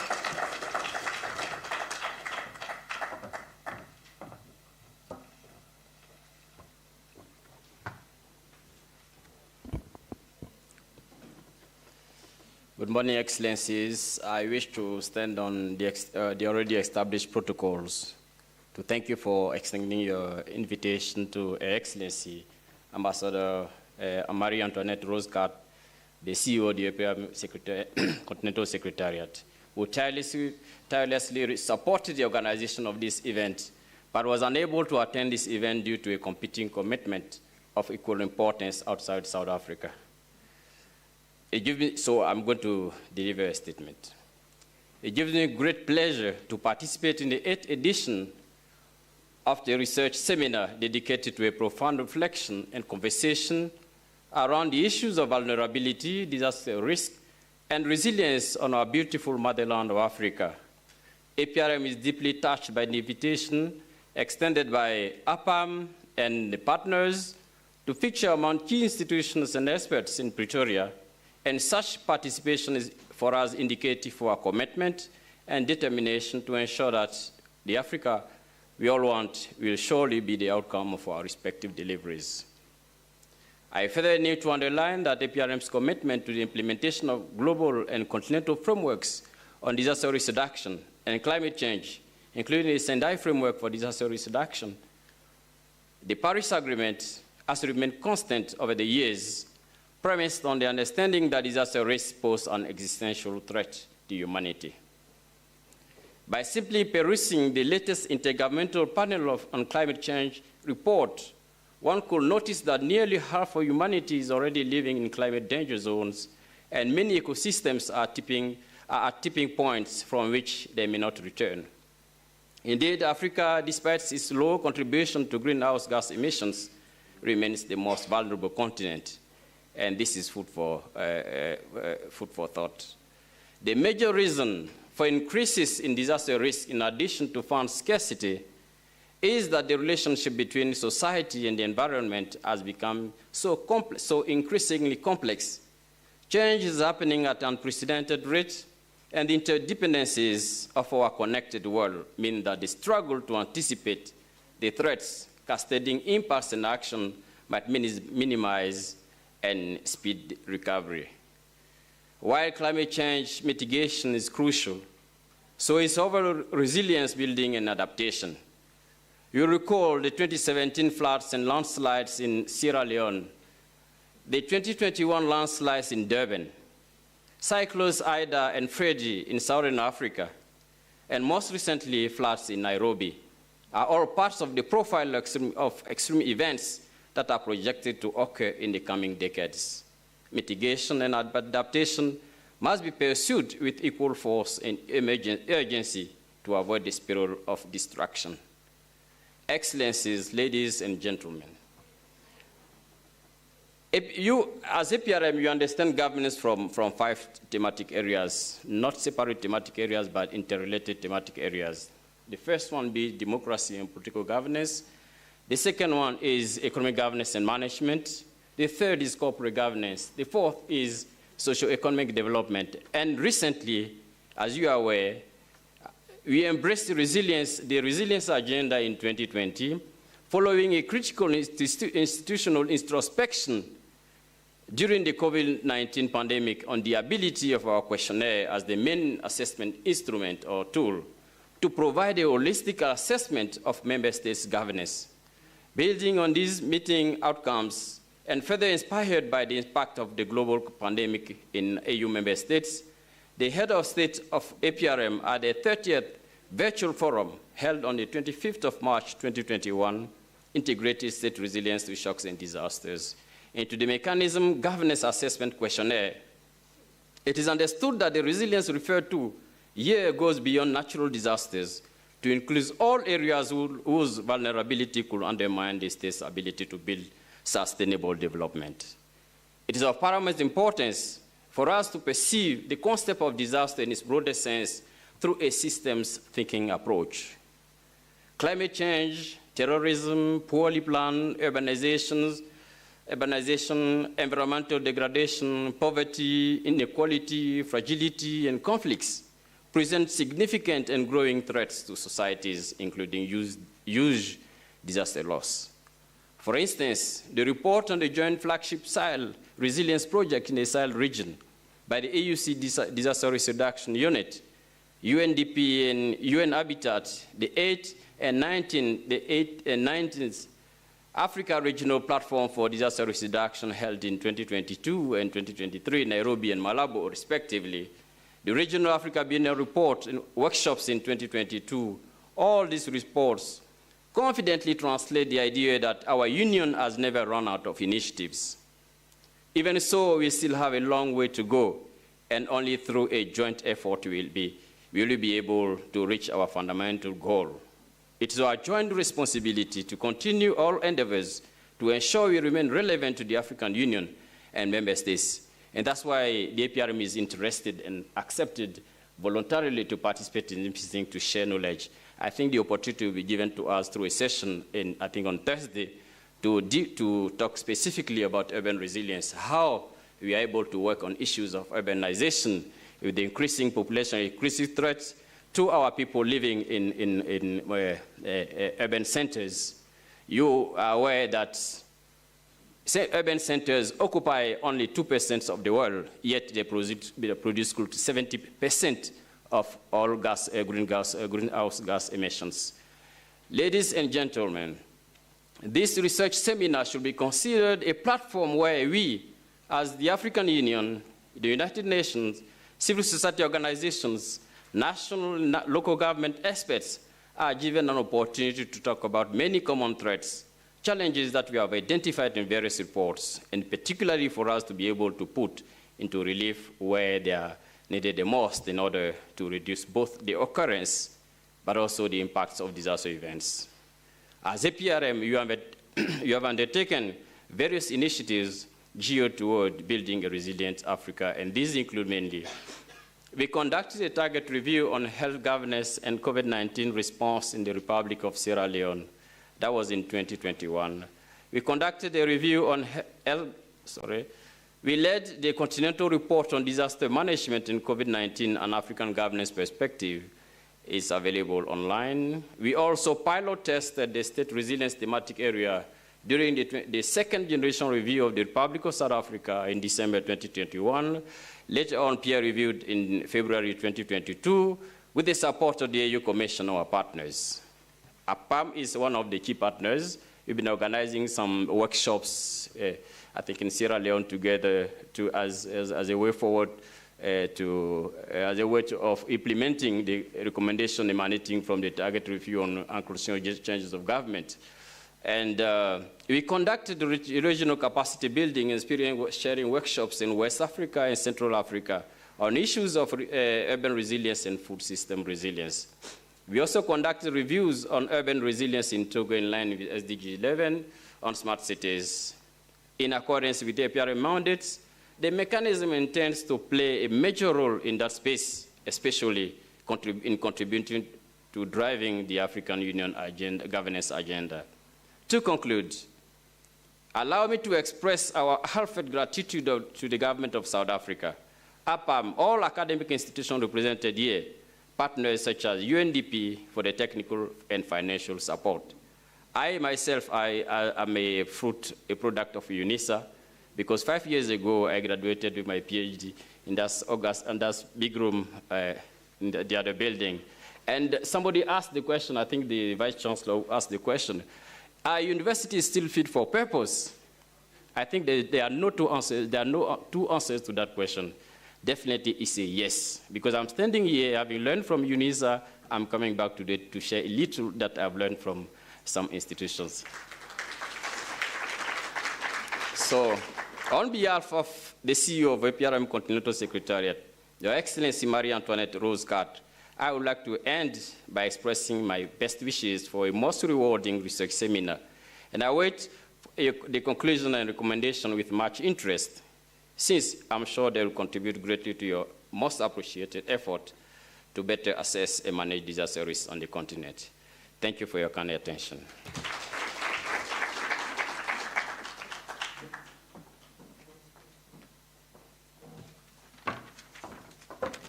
Thank you, Dr. Yao Yao. Mitigation and adaptation must be pursued to avoid distraction.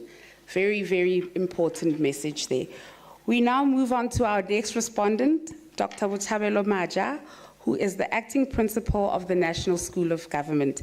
Can we please give him a round warm of applause?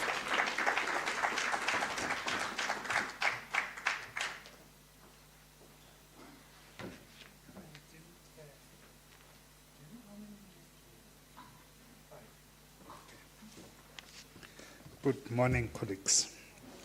So,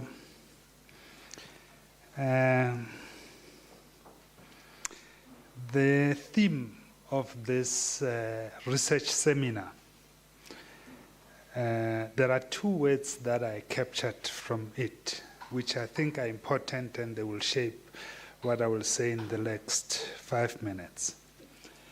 The one word is about fragility in the theme. If you look at the theme of the seminar, it talks about fragility. The second word talks about resilience. So I'll talk to those two, but in two ways. One, I just want to tell a story. I'm a strong believer in storytelling, so I'm going to tell you a story. And in that story, because this is a research seminar, right? It's not a conference. It's a research seminar. So in that story, I will plant a number of research questions which I think are important. Now, this issue of resilience and fragility couldn't have come at a better time, couldn't have been more opportune for South Africa. And I want to tell you a story about South Africa. About 5 years ago, we ushered in a new president in this country called Cyril Ramaphosa. We had an election, and we called that administration the sixth administration. That administration expired last week, Wednesday. It ceased to exist last week, Wednesday. When this president was elected in 2019 under the sixth administration, the first thing he did, which had never been done before in South Africa over the last, it's now 30 years, he said, why is it that every time the government of South Africa decides on its priorities, it puts economic issues, it puts infrastructure issues, it puts all these service delivery issues up front? And then we said, Mr. President, these are important things, people want the government to serve them. Then he said, and sometimes I paraphrase because I'm telling a story, so sometimes I insert my own words. So some of the words I used were not his words. So we said, no. It is about serving the people want jobs, they want the economy. And then he said, but you can't give people jobs and grow the economy when you yourselves are useless. He didn't say useless. So, for the first time, he said that we must put as the first priority of the sixth administration building a capable public sector. And that became the first priority of the sixth administration. If you look at the sixth administration document, and you ask the key question, what was the first priority of the 6th administration? You will find it was about building a capable public sector. Now, it really didn't make sense to many of us at the time. But his argument was that if we are useless, we can't create jobs, we can't build an economy, we can't eradicate poverty. So we must get ourselves right first.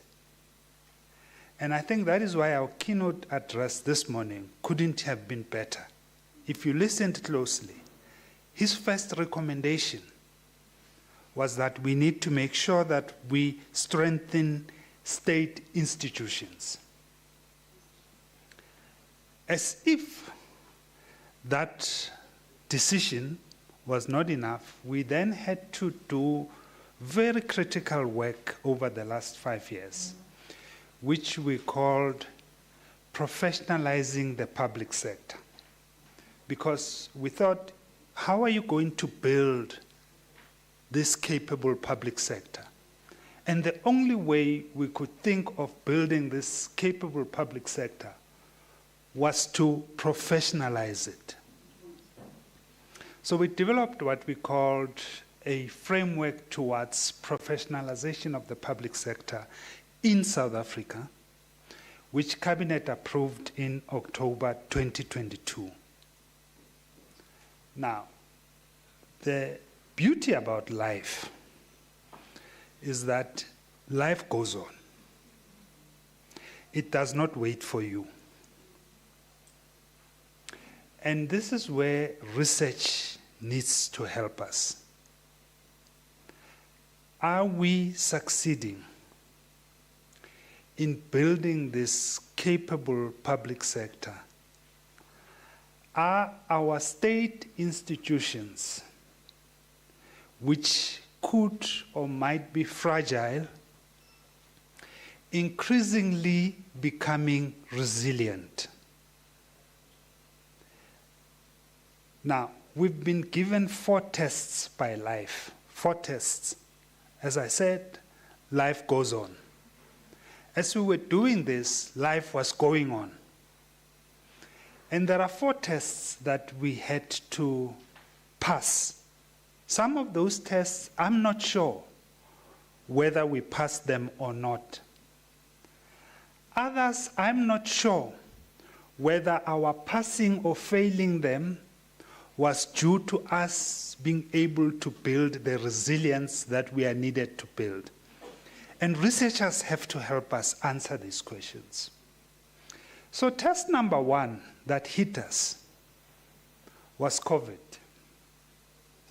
As we were professionalizing the public sector in South Africa, we were hit by a health pandemic called COVID.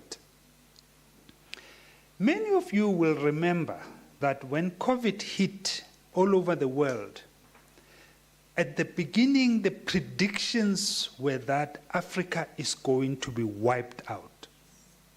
Everybody was saying, Africa is going to disappear because of COVID. Somebody must tell us why Africa never disappeared. I haven't read an article or research that tells us why Africa did not disappear. But the other thing that happened with COVID is that on the African continent, South Africa was hit the hardest. Why?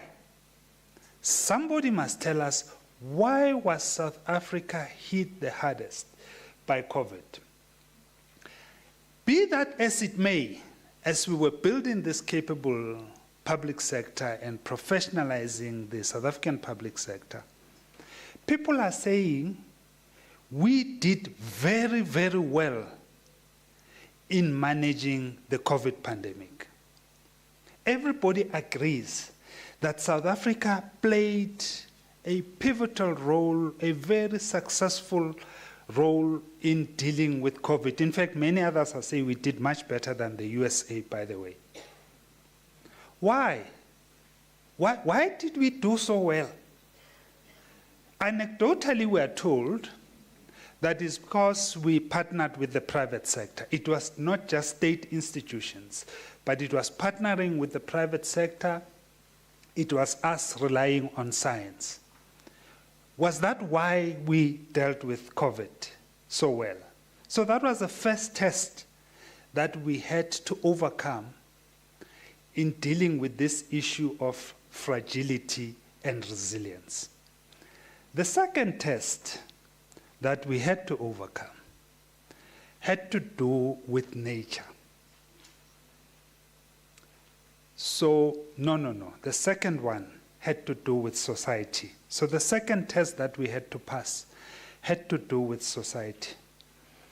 We woke up in July 2021 with what is now commonly referred to as July unrests.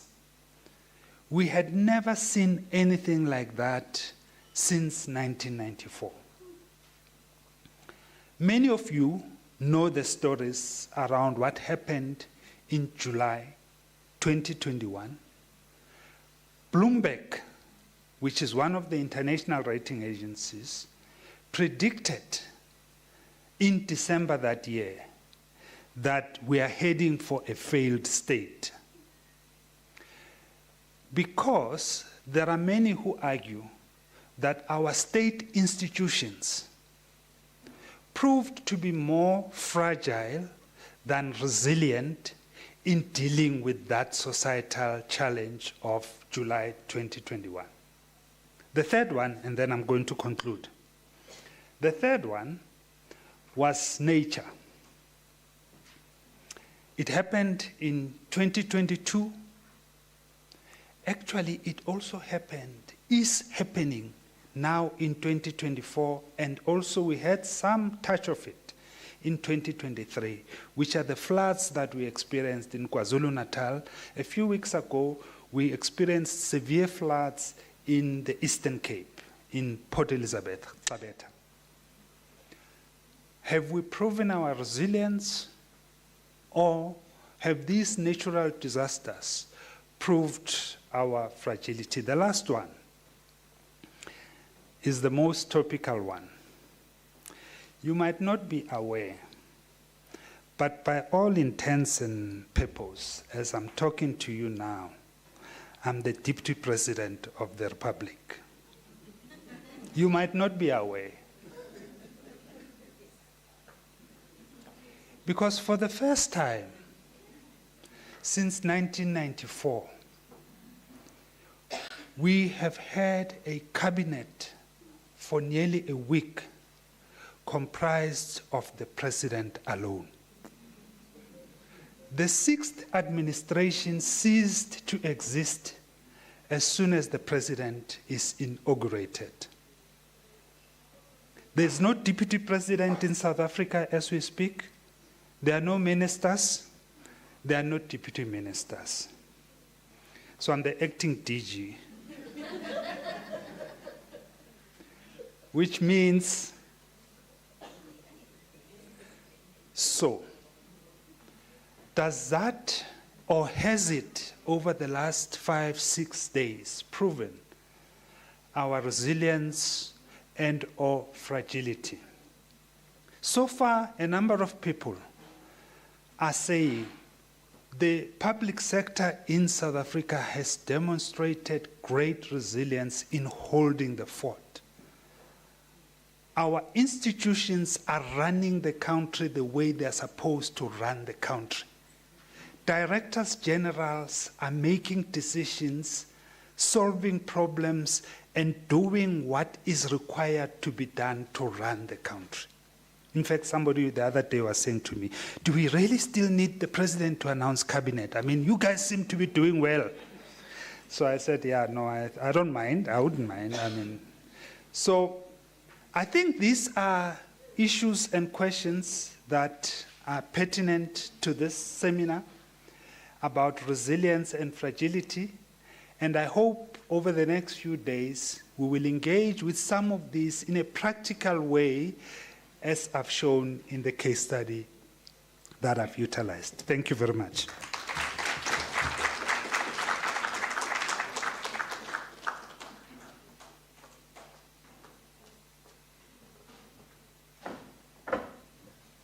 Thank you very much, Dr. Maja. He posed very important questions. I like what he said, is like, this is a research seminar, not a conference. And I was very excited to see a few people take notes, and I'm hoping this will really produce research output.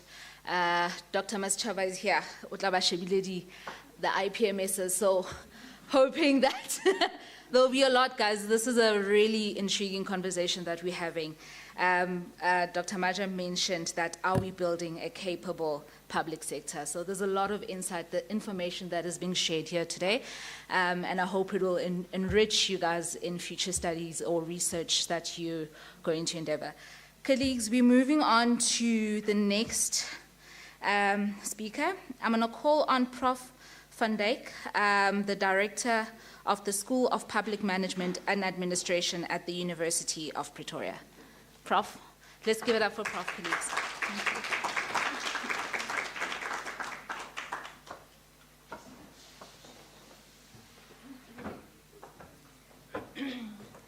Thank you, and good morning to everyone here. It's a bit intimidating to speak after our learned colleague, but also you've given us a lot of food for thought, and I hope to add to that. On behalf of the School of Public Management and Administration, as their director, I would want to welcome you all to this workshop, to this PhD and research workshop, because we are gathered here today not just as the representatives of the institutions that we belong to, but also as the representatives of the different countries that we come from. And I really do think that the theme of the conference is very opportune, considering where we are as a country and as a continent, and I'll get back to that just now. But before I get into it, let me share a little bit of information about the SPMA, the School of Public Management and Administration. It is situated in the Economic and Management Sciences faculty within the University of Pretoria, and public administration has been taught at the university in one way or another since its inception over 100 years ago. And although our school has gone through various structural changes, we are currently then situated in our EMS faculty. The school's research focus areas are very important, I think, also when it comes to what we are talking about here this morning and over the next 3 days. We have 3 broad research foci. The first one looks at hybridity, which looks at policies and structures and how that influences public policy and the shaping of public policy. A second research focus is on innovation and behavior, specifically what happens to the people within our public sector organizations. But I think what is most important to the conversation here is the third one, which is public administration education, and where we specifically look at what works in capacitating our state.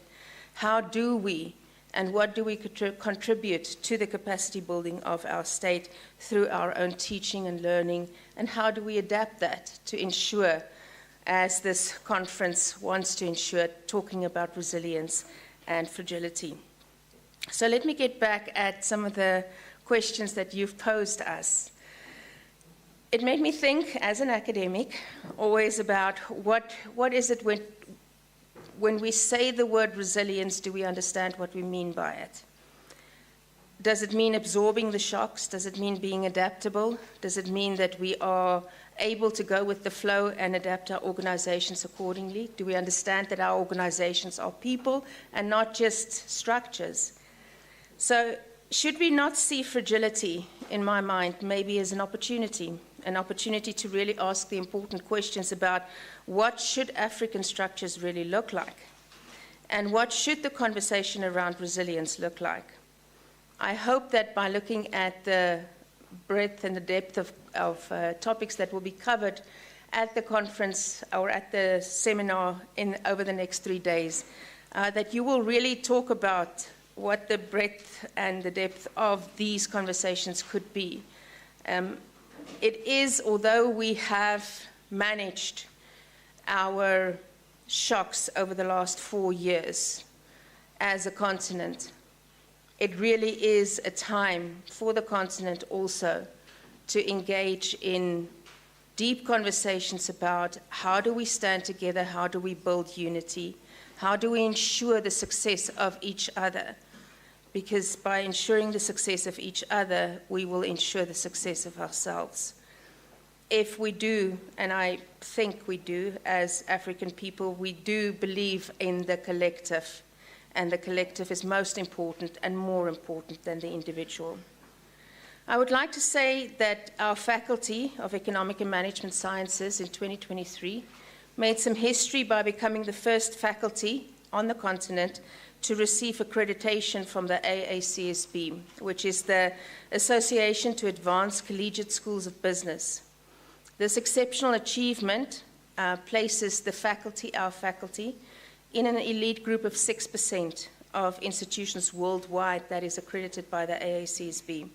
And we are the only faculty, there are business schools that are accredited on the continent, but we're the only faculty on the continent that has received this accreditation.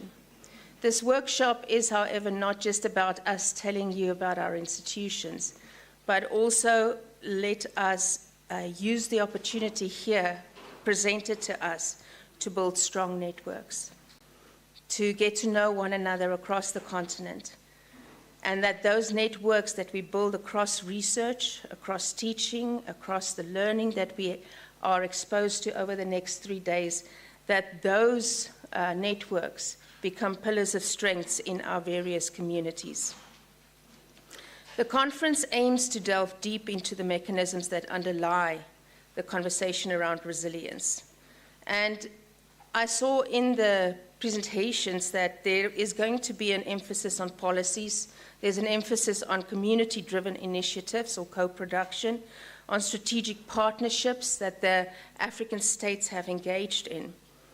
So our discussions will span a range of different topics, from sustainable development, governance, health, climate, to economic diversification. In the spirit of African unity and cooperation, let us embrace this opportunity to learn from one another and to build a resilient future. And if there are fragilities in our systems, that we are aware of these fragilities and how to carry one another through them. Thank you for your presence, for all of you being here. Thank you for your participation, your dedication, not just to academic learning, but also to public sector excellence and to striving for building stronger public sector institutions across the continent. So let us now embark on what promises to be, hopefully, a transformative experience for those here present. Thank you very much.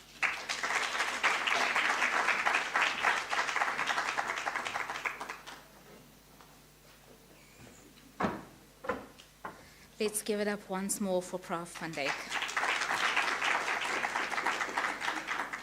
Prof, what stood out for me is you saying now it's time for us to stand together in unity to ensure a success for each other, leading to the success of the self. So really important pointers from there, Prof. We thank you very much for your presentation. Colleagues, we're going to try once more for Prof. Mogi Suban, who was having difficulties joining online. Just want to check. Okay, awesome. Over to you, Prof. Suban. Thank you. Good morning. Thank you very much. Good morning, colleagues, dear colleagues from our national and regional fraternities, our senior dignitaries, and honorable colleagues in our ministries, and all protocol observed. It's indeed a pleasure for me as the chairperson of the Association of the Southern African Schools and Departments of Public Administration and Management, acronymed ASADPAM, to participate in this very significant conversation and discuss with you. Thanks for inviting me to share my thoughts. Unfortunately, due to an equally pressing engagement, I had to reschedule my face-to-face with you. It is indeed an apt time for such a conversation as this and having such a reflective discourse. Chairperson, in reflecting on our 30 years of democracy in the country, and in the past 3 decades, This truly emphasizes the critical phases of our journey, that of struggle, resilience, and prosperity as encapsulated in the concept note. I think the overarching theme for today's discussion, which features on Africa's state fragility and resilience to exogenous shocks and disasters, the sustainability, growth, and development imperatives, is a very salient one. The salient themes, sub-themes that emerge from strengthening democratic institutions and fostering governance, addressing inequality and promoting inclusive development, promoting sustainable development and environmental resilience, unity, reconciliation, and social cohesion, harnessing technology and innovative, sustainable, and inclusive development, and the notion of the Agenda 2063 resonate very strongly with our developmental agenda in our beautiful country, Chairperson, as we address the challenges of poverty, inequality, and unemployment, so that we remove this label being the most unequal country in the world in the run-up to fulfilling our mandate of the Sustainable Development Goals of 2030. And also the strategic intent of the Agenda 2063 that really helps us look into drawing lessons of the past 50 years and to place our continent in a developmental path over the next 50 years so that we create a vibrant Africa by then. So how can we aim to do things differently, become more people-centered, scale up greater resources for an efficient and effective tangible service delivery, and strive for good governance, improve our performance outcomes, and have greater positive impact on our citizens, which I think is vital for me. So Africa 2063, colleagues, is truly a normative and strategic framework for us to become a global force going forward. We know that metasynthesis tells us that we are no strangers to adversities. However, from our rich experiences, Chairperson, Africa could serve as a model in terms of humaneness and placing community over individualism. In the words of Niels Bohr, I quote, "Ubuntu could enrich the range of paradigms emerging worldwide that are currently inspiring businesses, political and civic leaders to transform our very organizations." And in the strength of this, social cohesion is an important aspect. I was recently engaging with one of our international colleagues a few days ago, and he remarked with enthusiasm that we have a rich heritage of Ubuntu in the South African context. We've been faced with several calamities, with a spate of natural catastrophes and disasters that have really ravaged our communities in recent times, and obliterated infrastructure in mega proportions, placing us under such tremendous pressure to deal with the onslaught of climate governance and DRR strategies. COVID and its aftermath still reverberates, dear colleagues, amongst us. We've seen KwaZulu-Natal, the province where I come from, the Eastern Cape, the city of Cape Town in South Africa, to name a few, and several countries on the continent being plagued by a spate of natural disasters in mega proportions in recent times. Amidst all these calamities, dear colleagues, there are opportunities. And this calls for collaborative governance for us to address these issues of immense concern. And how do we scale up resources for years to come? Such conversations that we are having today become urgent and necessary, so we collectivize our efforts and focus on resilience research in efforts to be more pragmatic, and how can we obtain more sustainable solutions. So, dearly beloved, some aspects that I want to leave you with from this segment of the program are the following.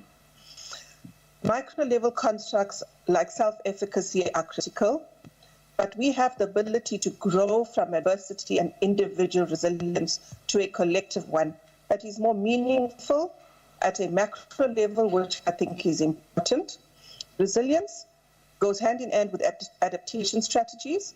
How do we become less fragile and more stable in our engagement? How can we advance ethical understandings of positive adjustment as a phenomenon of all our engagements with all sectors of society, colleagues? Information is a strategic resource, I always submit, and in provisioning information in the 4 and 5 IR, how can we ensure safe management of information in real time amidst all the cyber attacks that we face, And how do we reduce the digital divide, more importantly, between the haves and the have-nots?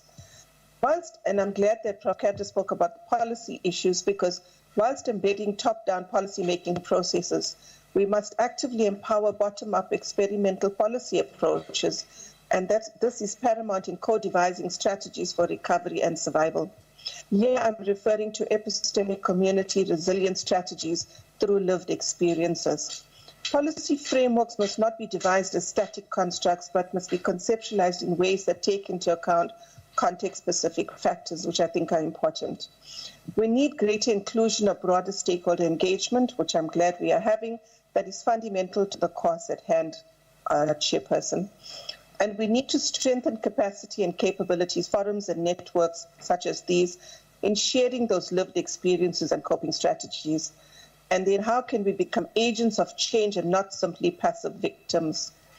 So, Chairperson, in closing, I want to emphasize that we have a very concomitant responsibility to ensure that we counteract these negative perceptions that often prevail, and we increase the impact of our local spaces and continent in the global arena. And that situated insights and deliberations of the next 2 days could provide the possibilities of bringing together an effective and self-reflexive dimension to new forms of knowledge creation in our respective collaboration. And lastly, and more importantly, with ASAPAM being a 16-member institution with various universities in the country, and I'm pleased to say as well the National School of Government, as higher education institutions in the main, through knowledge exchange initiatives and collaborative action research, we could contribute to meaningful engagement.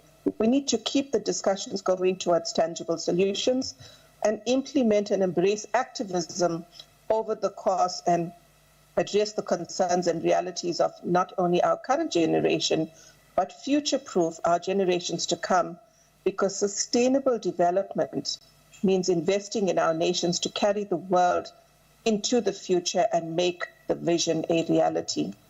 I congratulate this initiative, colleagues, and wish you well over the next 2 days of deliberations that would address some of these salient aspects that we have raised today. And I'm happy to be part of the post-discussions going forward as well. Thank you, and God bless you all.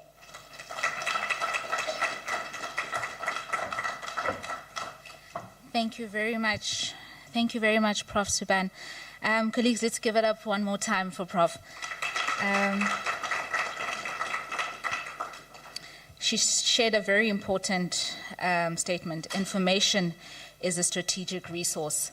So such platforms are really beneficial for us to have critical conversations, hoping that they'll really lead to the implementation of resilient strategies.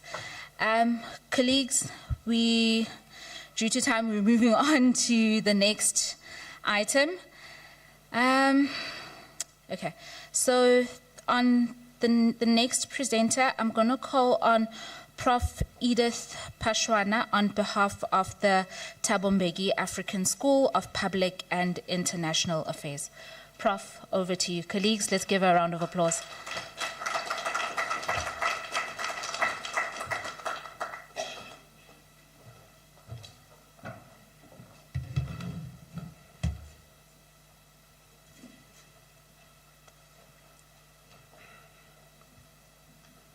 Your Excellencies, members of the diplomatic corps present here, management of UNISA, represented here by Dr. Maschaba, the Executive Dean of the College of Economic and Management Sciences, honorable guests, ladies and gentlemen, and good morning.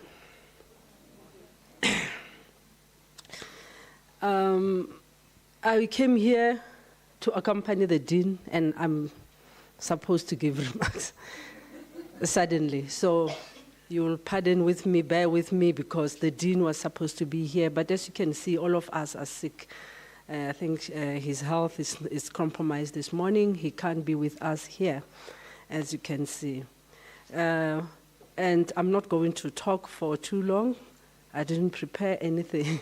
Anyway, as I was sitting there and I was told I have to represent Professor Nkomo. I had to stand on my feet, so pardon me for that. Representing the TM School on behalf of the Executive Dean is myself, Professor Edith Paswana, the Academic Director at the Thabo Mbeki African School of Public and International Affairs. And I'm not alone here, I'm with members of the management team, Mr. David Lizwalo sitting right on my left here, and Professor David Milo on my right there. And our school is really privileged to join the 8th edition of the research seminar this morning. And I must say this school is a new kid in the block. As I listen to this history and all the representatives that have been here, I can realize that we are a new kid on the block, but we are really privileged and honored to be included in this 8th seminar. Our school, in many cases, is still it's a graduate school, which is going to offer master's and doctoral programs in the future in public and international affairs. And therefore, it becomes very imperative that we become part of this exciting community here today. So my short remarks could be that over the past 20th century, we realized that the surge in educational enrollment of public sector education in Africa has not really enhanced the capacity of the post-colonial African state in delivering services to its citizens, nor urgently advance the development trajectory of most of our countries. And I think institutions like APAM becomes very, very important. So even here at home in South Africa, the demise of apartheid was celebrated continentally and internationally in 1994 as an opportunity to advance scholarship in public sector education, with South Africa being considered as having stronger institutions of higher learning. But unfortunately, public sector education in almost all South African universities did not modernize and become relevant to the demands of a developmental state or an emerging market economy, as it happens in happened in Asian countries like Singapore, Malaysia, South Korea, and China. So, in fact, public sector education has not been dynamic enough in addressing the challenges that governments and the broader public sector encounter in a rapidly globalizing, complex world. And that can be seen in what is happening in most of our countries with regard to how we govern the state. So to navigate these challenges, it means we need a different caliber of public sector employees, and that must be nimble, lateral thinkers, highly qualified, who are historically sensitive, contextually grounded, and globally competitive to build and sustain a capable developmental state. And I think Dr. Maja, they're from National Public School, National Government has already alluded to this. So the next generation of individuals in this sector should be competent enough to negotiate not only in government. And I think that can be seen in most of the international spaces that we operate. But must be able to, not just to be competent or be able to negotiate in government only, but must be able to also play in the bilateral and multilateral level. So we don't just train for the state or a country, but you need people who can be able to operate laterally in various spaces. So some of these deliberations around public sector education reforms, they took place, I would know some of the SAPAM members who are here, over the annual conferences that have been hosted by SAPAM. This was deliberated fully at SAPAM through its annual conferences. And the main conclusion of these conferences over the years was the repackaging and reviewing of the current public management and administration programs. So we can see that public sector education has not been dynamic enough in addressing this challenge that government face and the broader public sector that we see. So one of the issues that was really problematic was the study of, is to understand that the study of public affairs does not confine itself to public administration and management.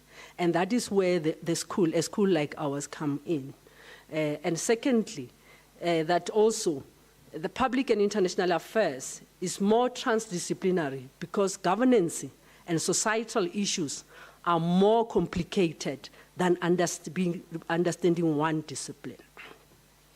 Thirdly, the study of local government in most cases is seen as distinct from the study of public affairs, yet the philosophies and theories underpinning the two are similar.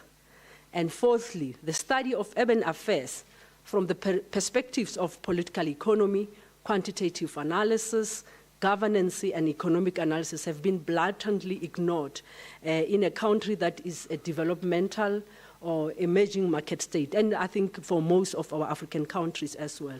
So, and the last one could be that, the fifth one could be that the study of government affairs has evolved and has become more sophisticated over time.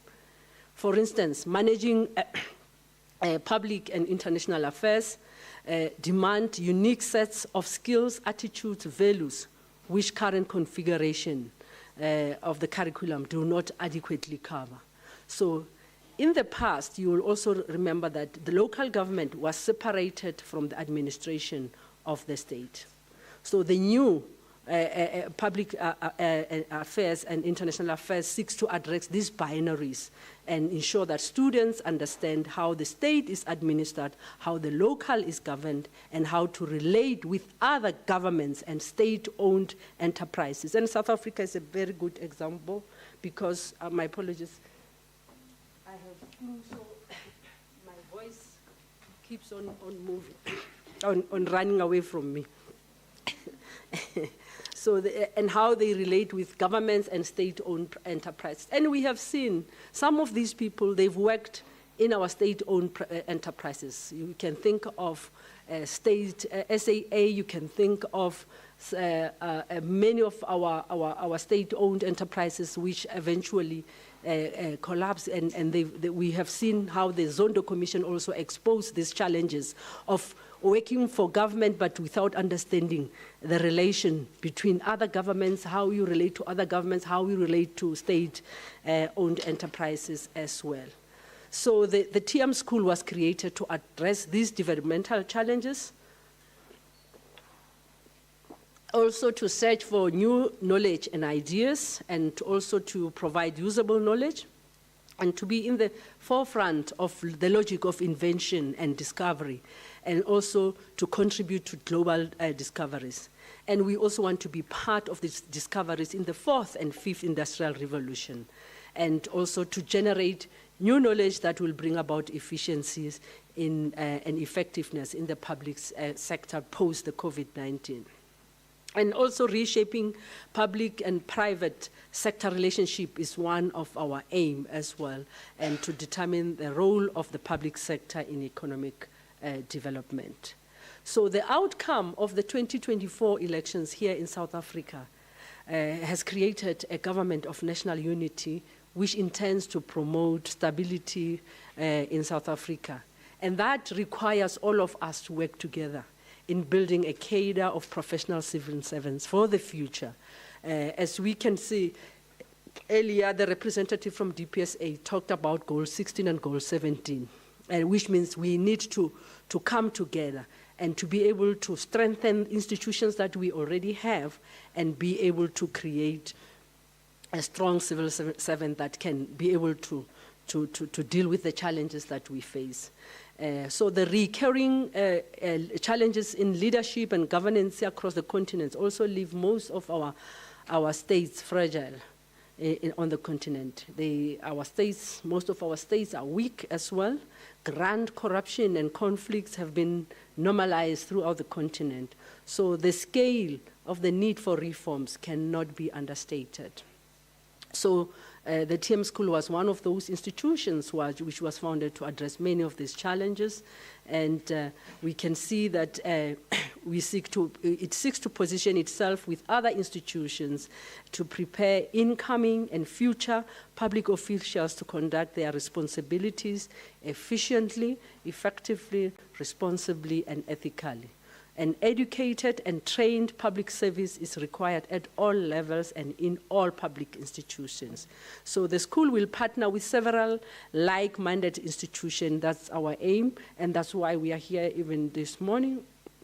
And we also invite some practitioners as well, academics, policymakers, and other knowledgeable persons to prepare public officials in our 9 areas of specialization through the delivery of SLPs, workshops, and master classes, diplomacy, and some of our 9 focus areas include diplomacy and public and international affairs, peace and conflict studies, the study of government affairs, citizenship, citizen science, and we also have public leadership studies at the school. We also have the livelihood and natural resource management. These are our research focus areas as well. And we also offer urban and regional affairs as one of those areas that we offer at the school. So all of these areas, our 9 focus areas, are here so that we can be able to partner together with people who have interest, if you are interested in peace, because we believe that there won't be any development on the continent without peace. If we don't have peace, we can't even think of development. So those are some of the things that of the 9 focus areas that I can share. And the TM School and the College of Economic and Management Science seeks to endeavor to source funding from interested public institutions and private sector as well in the continent to be able to deliver this mandate. So APAM is also considered as an important association that calls upon all these stakeholders to work together to advance Africa's public sector. So the geographic spread of APAM places it in a strategic position to galvanize the human resources required to prepare public officials to govern and manage Africa effectively, and to be at the forefront of supporting and protecting the continent's political economy. So the TM School commits to work with endeavors of APAM in the agency to render Africa governable and to also protect all citizens and the public as well as the private sector. So these are some, in a nutshell, what I can say about our school and where we stand with regard to this partnership that we are entering. And I think all of this is important because stability and continuity of the public service are an imperative. Public servants are therefore there to safeguard proper service delivery, and we also want to play part in providing education in that area. And we hope this partnership will grow from strength to strength. I thank you.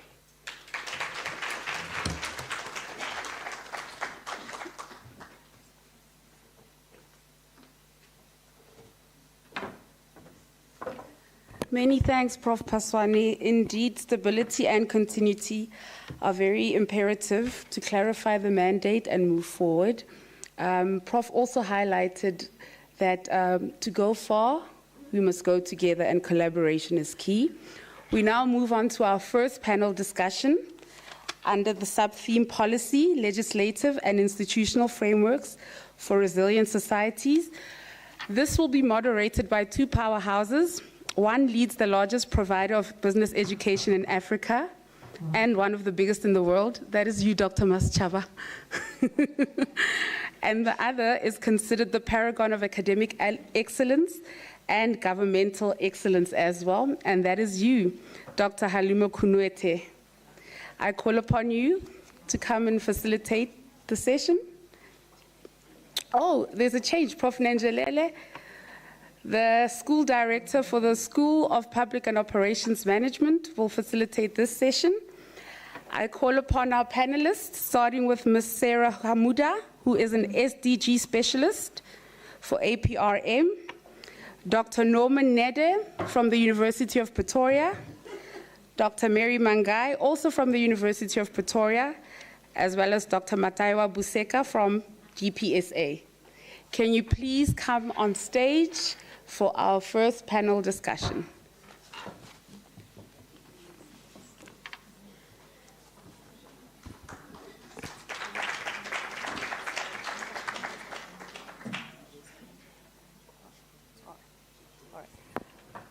Colleagues, Ms. Sarah Hamuda is out of the country and will only be in attendance tomorrow, but I still call upon Dr. Nede, Dr. Mangai, and Dr. Buseka to come on stage. Thank you.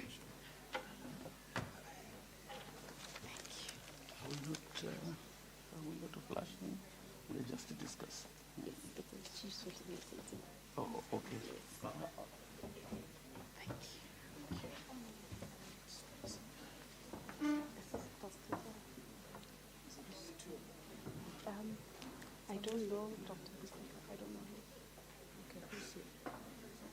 These two. Dr. Norman and okay, he's here. Yes, and Dr. Buseka.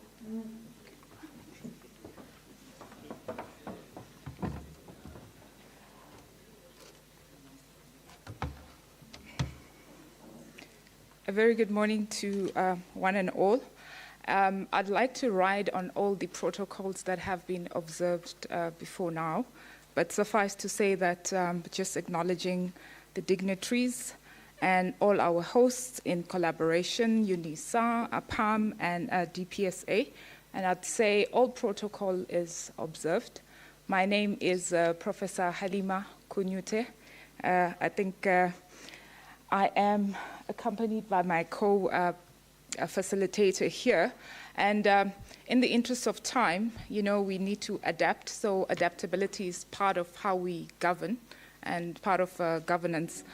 Just in terms of how we're going to run the session, we would ask the presenters to briefly present their work. I will just do an overview in terms of this session, which is an important session indeed, given the fact that we are in this era that we are in. And after that, we'll have a question and answer session from the audience. I think having just dealt with those few driving factors, let us get down to just giving an overview of this important session.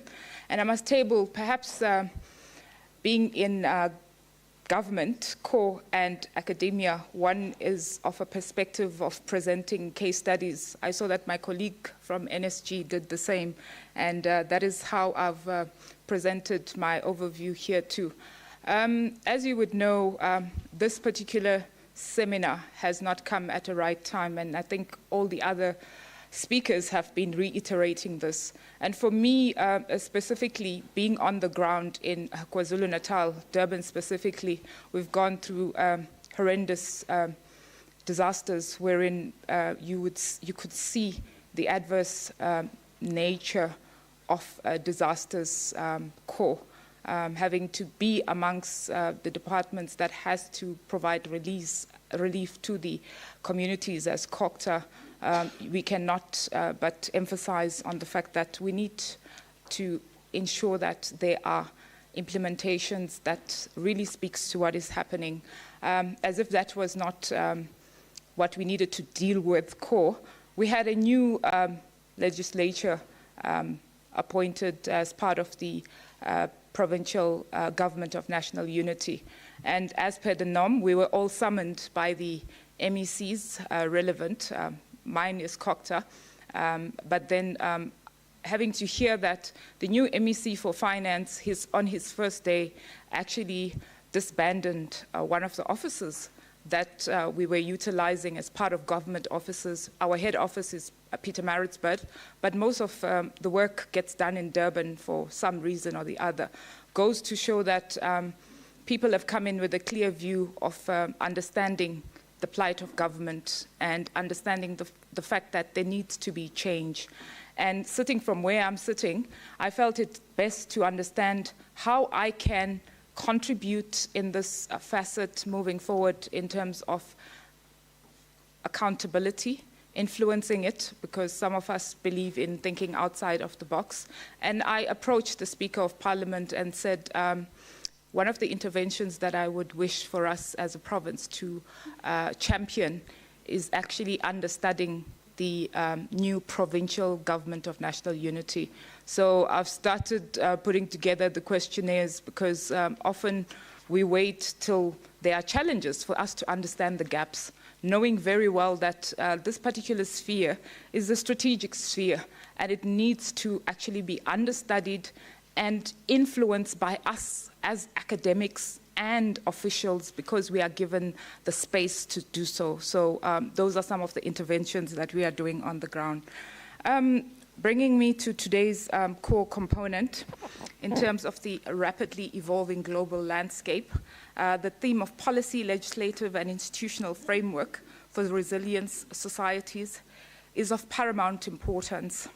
This theme is particularly relevant to South Africa and the world as we navigate uncharted territories marked by unprecedented social, economic and environmental challenges, as I've mentioned. I think the pandemic has made us understand that it cannot be business as usual. It must be business extraordinaire. In terms of climate change, GNU as South Africa and the technological disruptions are shaping our societies and economies, necessitating robust and adaptive governance framework. Today, our panel will be sharing with us on the various aspects just in terms of this particular component core. Our first presenter, Sarah Mahamoda, SDG Specialist, APRM, Governance Mechanisms and Multi-Stakeholder Engagement for the Implementation of Agenda 2060, will be not joining us as she's excused herself, I'm informed. We will then go to our next presenter. We have more than enough of a full house here, so content won't be a scarcity. I would like then to just allow Dr. Norma Tafirenyika Nyanda, Senior Lecturer, University of Pretoria, present to us in terms of strengthening public governance and sustainable development, challenges and options. We'll give each of our panelists just 5 minutes to present their content so that we'll have enough time to engage and get some of the components from the audience. Please present your. Thank you very much, Chair, for the opportunity. Colleagues, friends, thank you so much for this opportunity. I have to be very brief. The number of minutes allocated, indeed, they speak to that. So I'm looking at strengthening public governance for sustainable development, challenges and options. So given the time that has been given to us, let me emphasize that if we are strengthening, it means there is something that is existing. And that something that is existing might not be that effective. And what we want to achieve here is to achieve sustainable development. So I will have to define just a few terms, then zero in on the challenges and options where I think there will be a lot of engagement that is required. So, quite often, people talk about good governance. They talk about bad governance. They talk about democratic governance, all those things. But of interest to me is good governance, democratic governance, because I don't want to zero in on bad governance, because it's usually associated with all the evils that people might want to think about. So let's talk about good governance, let's talk about democratic governance, and we are saying this kind of governance is instrumental to enhancing or to strengthening, sustainable development. Having said that, I want to talk about two theories which I think are very important in the discussion. And one of the theories is what we call stewardship theory. From the stewardship theory, we can tell that there is an element already in us or in government officials or in institutions, that spirit of, caring for what is public, taking care of our resources as if they are yours.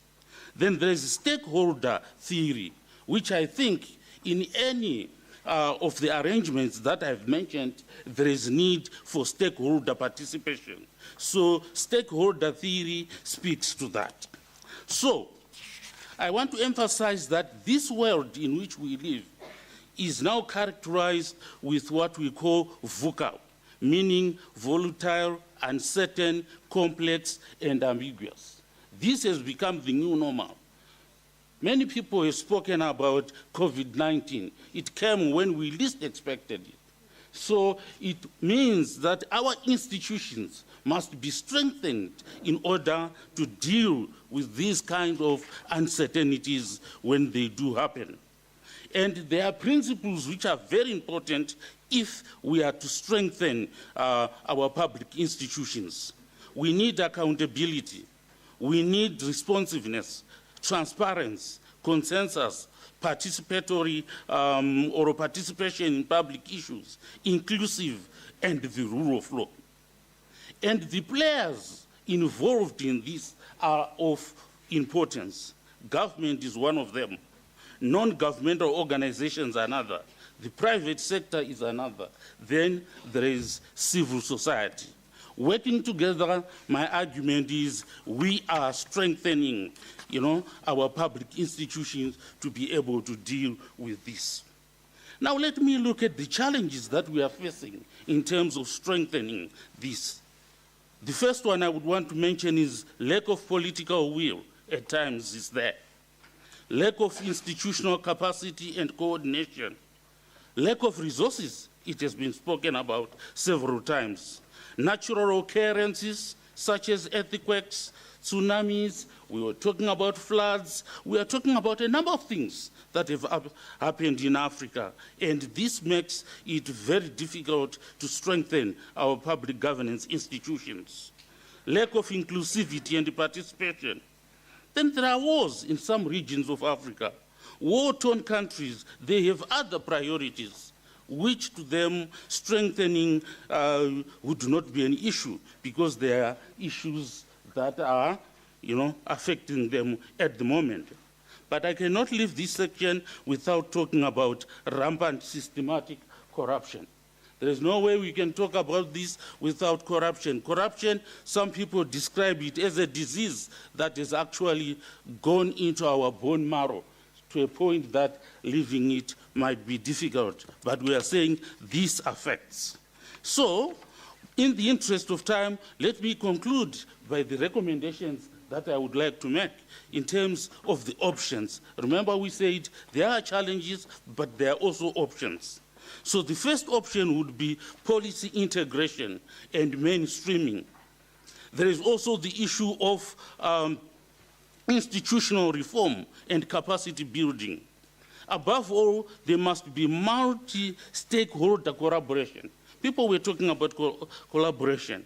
Innovative financial means of financial mechanisms, transparency and accountability, capacity development, and least but not least, consequence management, so that when people do not comply with the set rules and regulations, then there must be effects to that.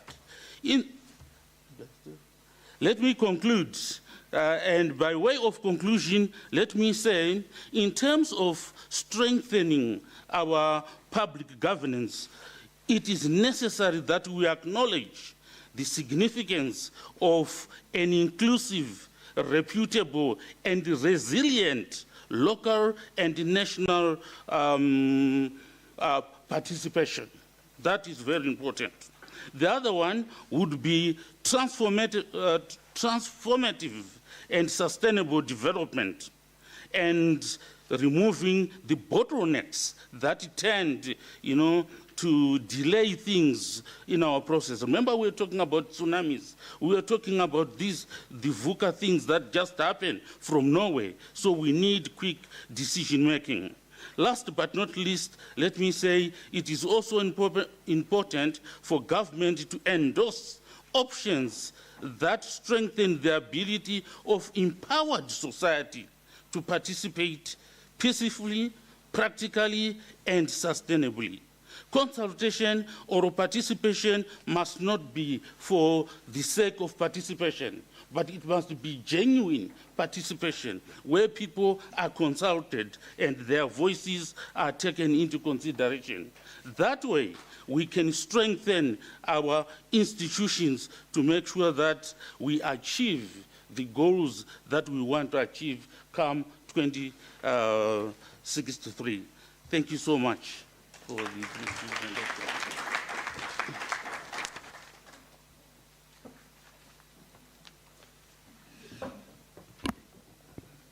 Thank you very much, Doc, for your presentation. I just captured the aspect of corruption being a disease. And I think South Africa has voters that voted against corruption by making sure that there is no party that takes the majority of the votes. And hence we have the government of national unity that is taking place in South Africa.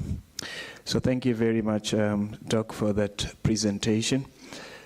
Just to introduce myself, I am Professor Chirizi Nenjerere, and I'm the director of the School of Public and Operations Management within the College of Economic and Management Sciences. Just making sure that the program is amended.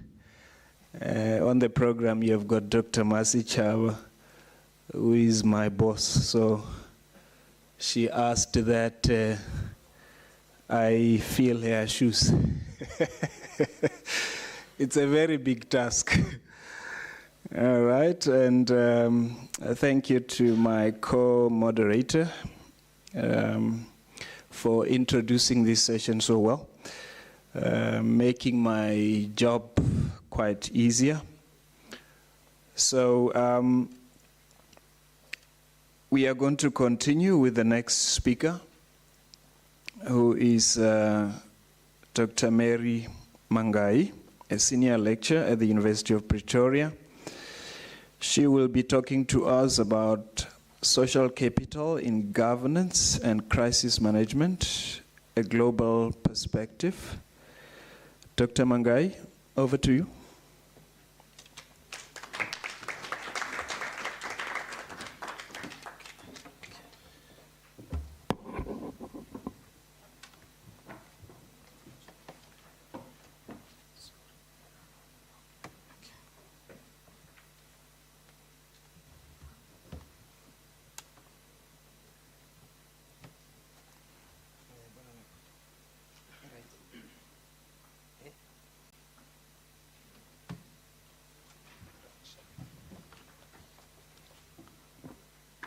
Okay. Good afternoon, everyone. I'm happy to be here, and it's been quite some engaging moments to hear people talk about what fragility and state resilience means. So I would like to present to you, I think, a very crucial component that I think it's necessary for all of us to engage with going forward regarding COVID. So, and many other disasters that's taken place in the past, and most especially what we would unlikely or likely be expecting in the future. So I'd just like to engage us on the issue of capital, social capital, and in governance and crisis management. And what I did was to look at perspective from different countries and different continents. So just leveraging on the role of social capital in crisis management, and I tried to look at 10 countries in total. So what is actually the premise for, looking at these countries and what social capital even entails in the first place? Because if you look at that topic, especially from a researcher's perspective, you would notice that it's quite broadened at the moment and very encompassing, because it can actually leverage on many methodologies to actually arrive at certain conclusions. So the premise, as already had been alluded by many, is the fact that we have natural disasters, we have health pandemics, such as the one we've experienced recently, which is COVID, technological and even financial crisis. So there are a spectrum of crises out there. And this crisis, especially COVID, actually made us understand that they don't respect national boundaries. So making them crucial for international collaboration, learning from different perspectives, different regions and contexts. And when you talk about governance structures, a lot of the times we have very structured, strict governance structures, which is what this presentation is trying to deviate away from. So governance structures would often do not prioritize investment in building and maintaining social capital before crisis happened, which we have always seen it result into reactive rather than proactive measures for disaster management. And also the fact that without adequate integration of social capital, communities may actually experience prolonged recovery time and even increase economic losses, as we've seen happened during COVID. So then the need for actually a robust governance structures that incorporate effective early dictation systems, leveraging also on social capital, and that should take us somewhere to a more resilient strategies to withstanding such shocks. So you would notice that there was before COVID, there was the era before COVID, there was the era during COVID, and there was, or there is now, an era after COVID. So the image you see on the screen was actually a theoretical framework that I developed just as any researcher who was looking at researching what COVID had come to do and would do in the life. So during COVID, I was particularly interested in the different policies that government brought to bear during COVID. And so for me, the important question that I was asking was, what did we do? Or did we even do anything at all before this COVID happening? So there is the emergency crisis management theory, and that I try to sort of build the COVID pandemic in that model. So that's what you see on the screen. So before there should be a mitigation, there should be a preparedness for every disaster. And the good part of it is there's no disaster that you cannot test this model on. So this, I only tested it on COVID-19, but I believe that it can also be tested in different disaster, flooding, and other disasters. So there's the before, which would include mitigation, preparedness, and there is the during that crisis or that disaster, which is the response time, or the response policies or strategies or programs that are being settled for that. And then there's the recovery, which is the relearning, learning what actually happened.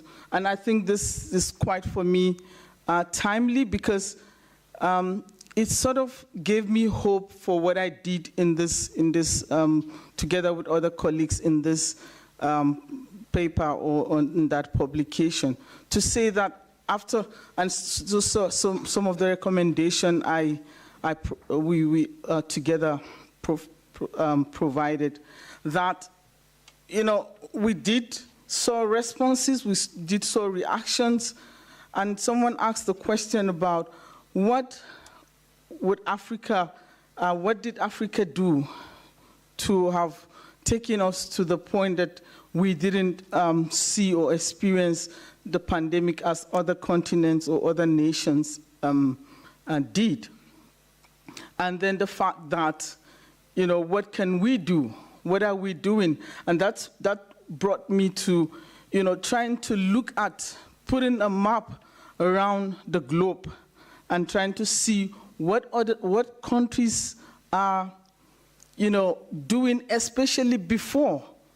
Yes, this is a time we're learning after the pandemic, after the disaster. But what can we do before? How can we mitigate? How can we prepare? And I see examples from these countries, and that's what I am about to share. So it's more of looking at the content. So it's a content analysis and looking at what they're doing, how they're doing, and even identifying some of the disasters or some of the crises that they have experienced that are peculiar maybe to their continent or to their context. So I don't want to spend much time in the introduction, but obviously I put together what social capital mean in this paper, on this presentation.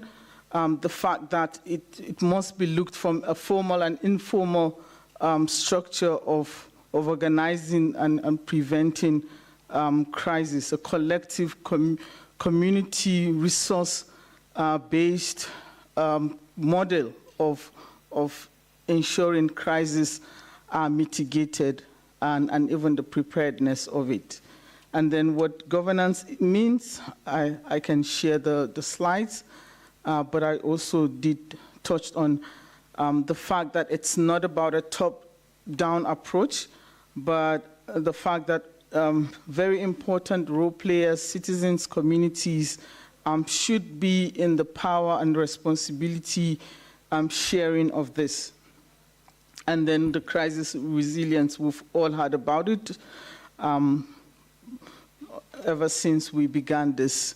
So I just tried to put into some themes, you know, that are peculiar to these countries.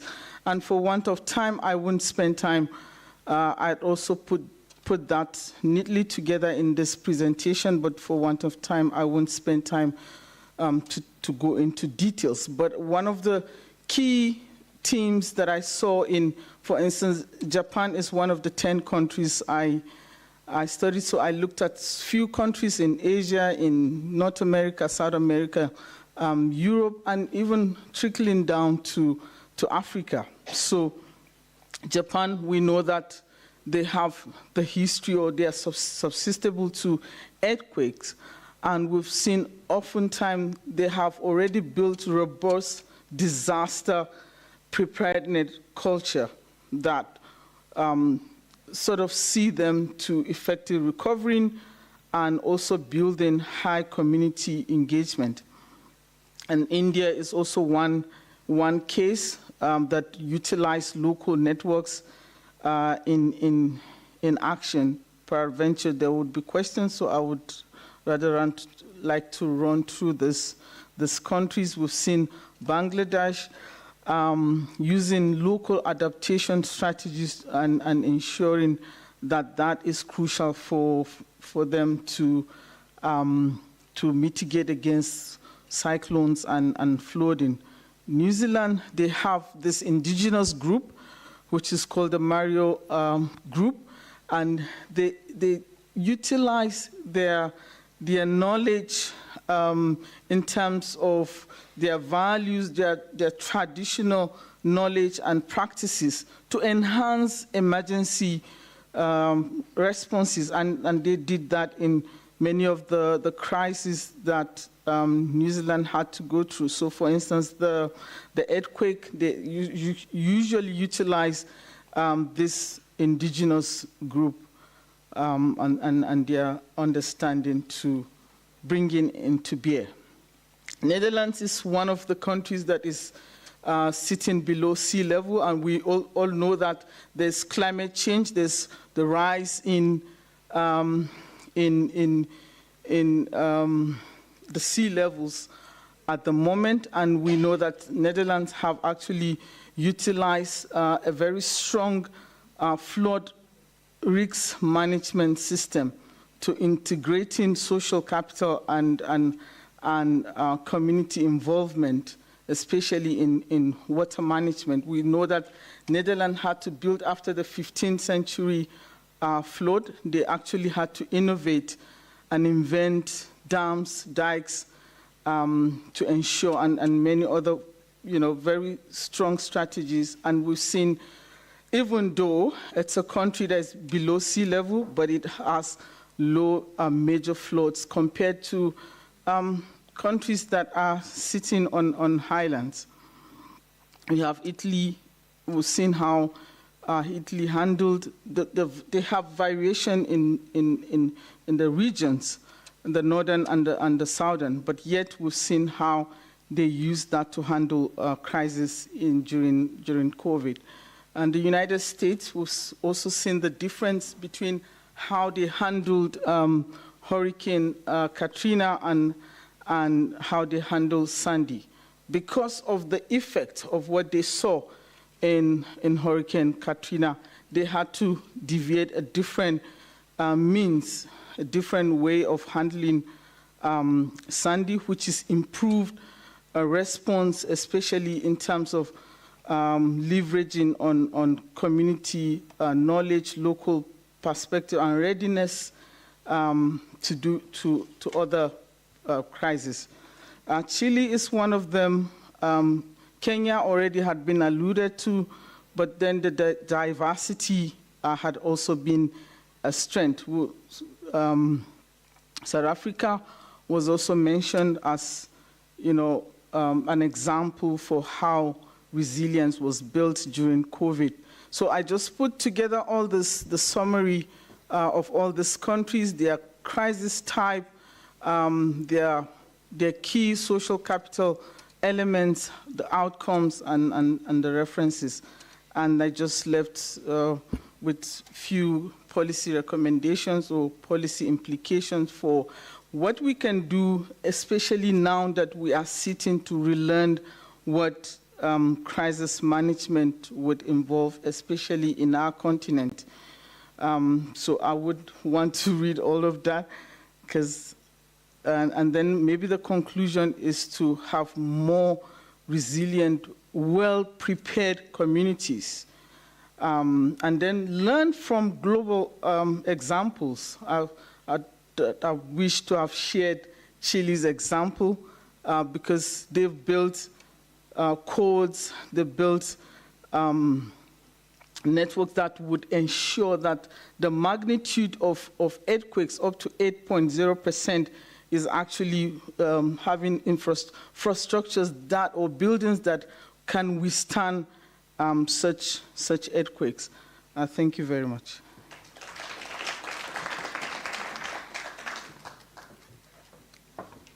Thank you so much, Dr.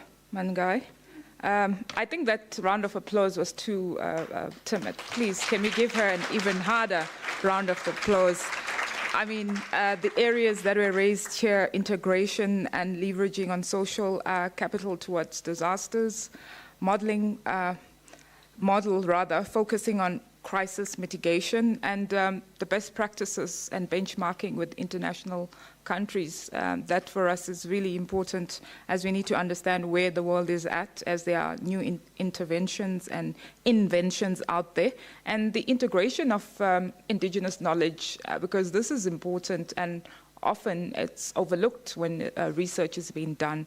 Hence, some of the quick wins really lie in the best practices within the indigenous knowledge arena. Our next presenter, Dr. Mataiwa Buiseka from the DPSA, an internationalist, he would be taking us through the nexus between digital governance and resilience in the public administration.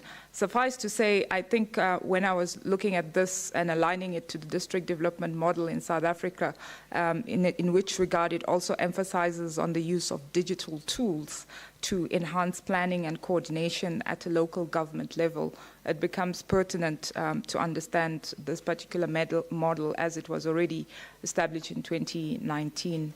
I think Dr. Mataiwa will take us through more integrally on this particular area. Over to you, Doc.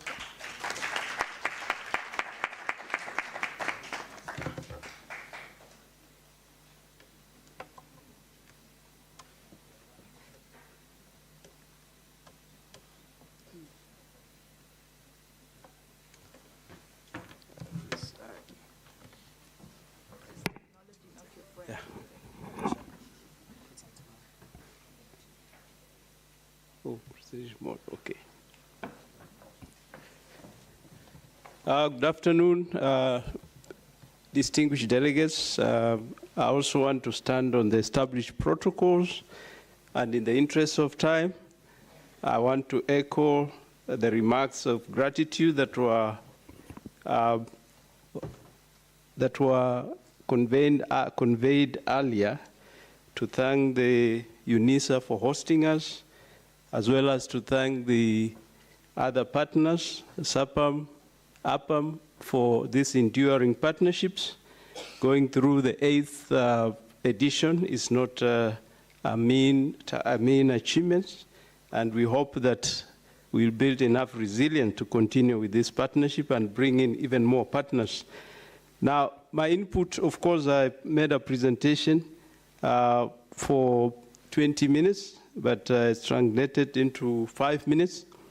I think that is social justice, because I'm a proponent of robust engagements, putting out the ideas and inviting engagements. Other than talking here, then it will turn into received wisdom, which is not good. I'll just highlight a few areas of the presentation. I won't go through the whole presentation. I'll not go through the introductions and as well as establishing the context. But I want to say that enhancing information dissemination through digital platform is what is important. And of course, the advent of digital platform has significantly transformed public communication, and this has enhanced the ability of administration to engage with citizens and disseminate vital information. As my colleague Alima just mentioned here, it's very crucial at local government to use those digital platforms to manage disasters. And there's also enhanced engagement that we know about through technology. We also understand that public health campaigns have been done through digital tools, and there's public safety communications that have enhanced this, as well as campaigns for safety, and we look at some of the challenges that go with that. Now, in this area of strengthening network connectivity in crisis management, We look at the global perspectives where network connectivity is crucial for managing crises, ensuring the resilience of essential services and the continuity of public service during emergencies. And of course, the digital infrastructure comes as key. It's a backbone where facilities are supposed to act in real-time data analysis and emergency alerts, remote health, and more acting. I'll look at some of the few case studies that reflect some of these interventions. And of course, we have the strengthening network connectivity in crisis management, which is recognized globally as a critical network connectivity, which underpins crisis management by ensuring the resilience and cloud, and as well as continuity of essential services.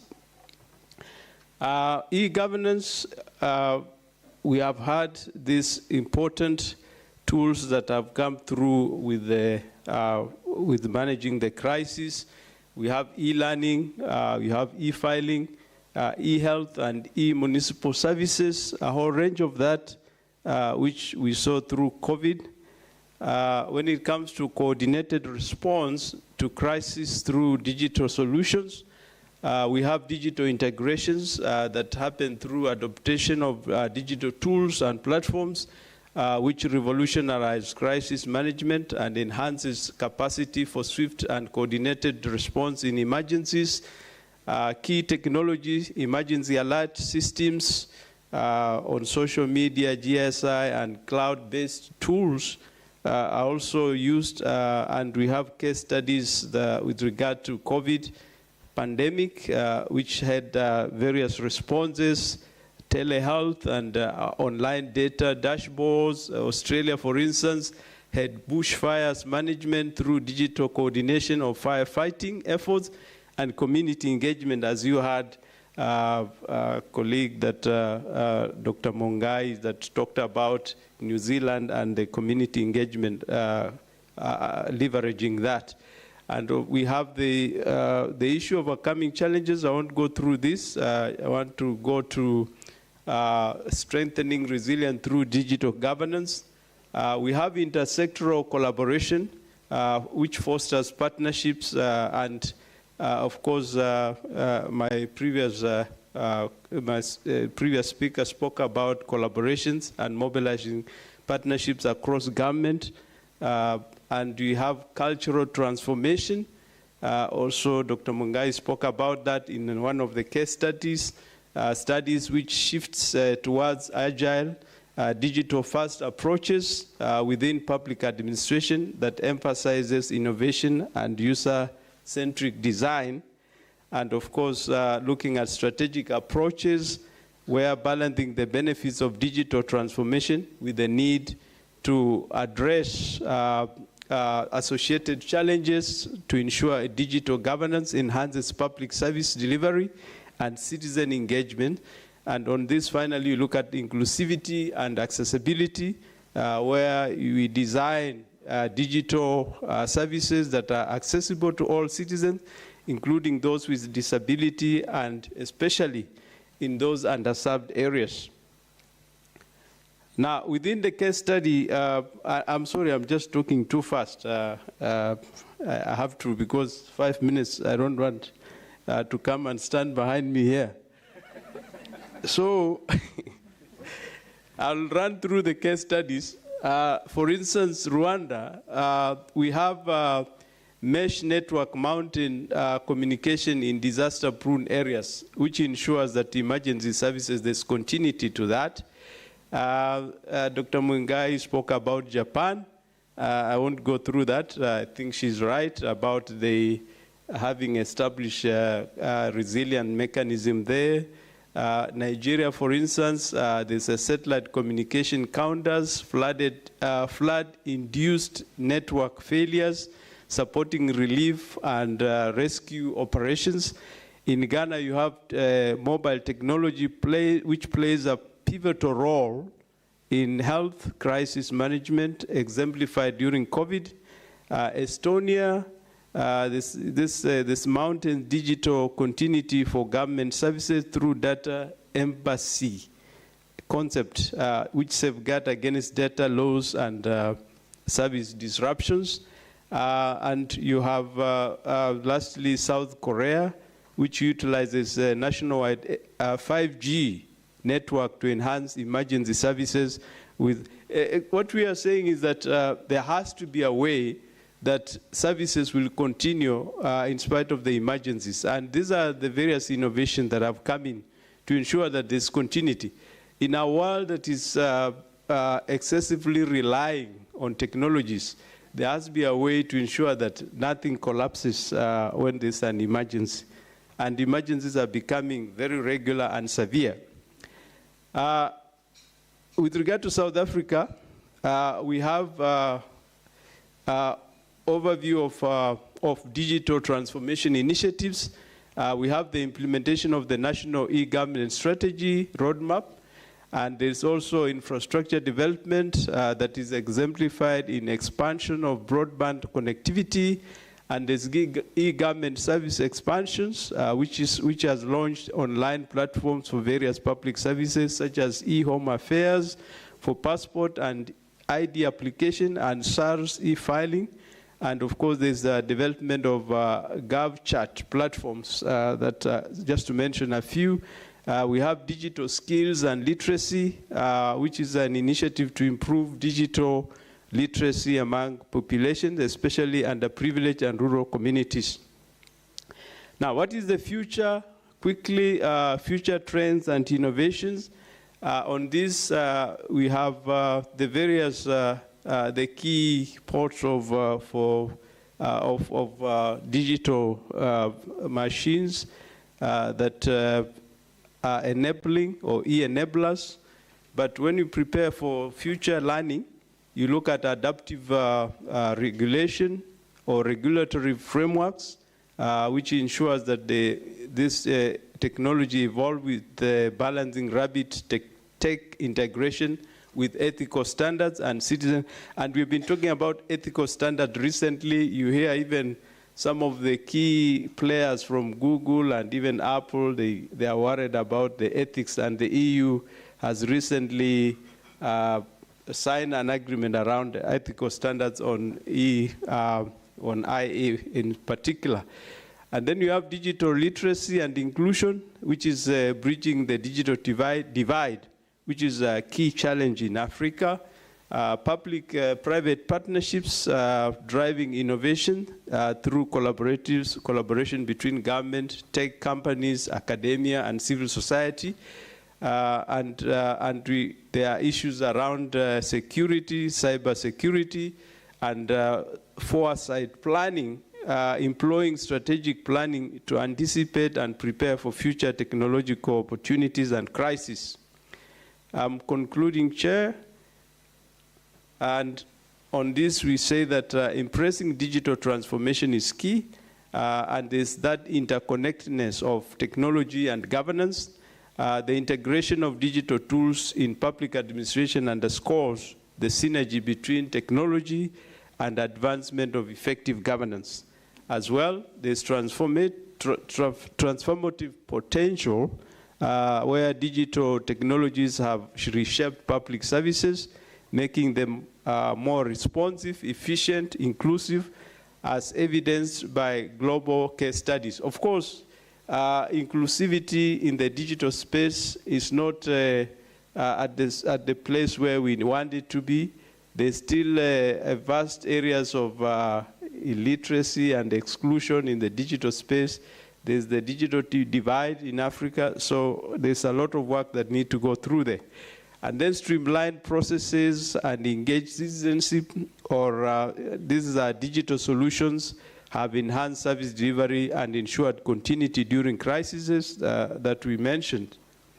And there is the need for commitment to continuous evolution, because these are evolving processes and new packages, new products are coming on board, and adopting to technological change.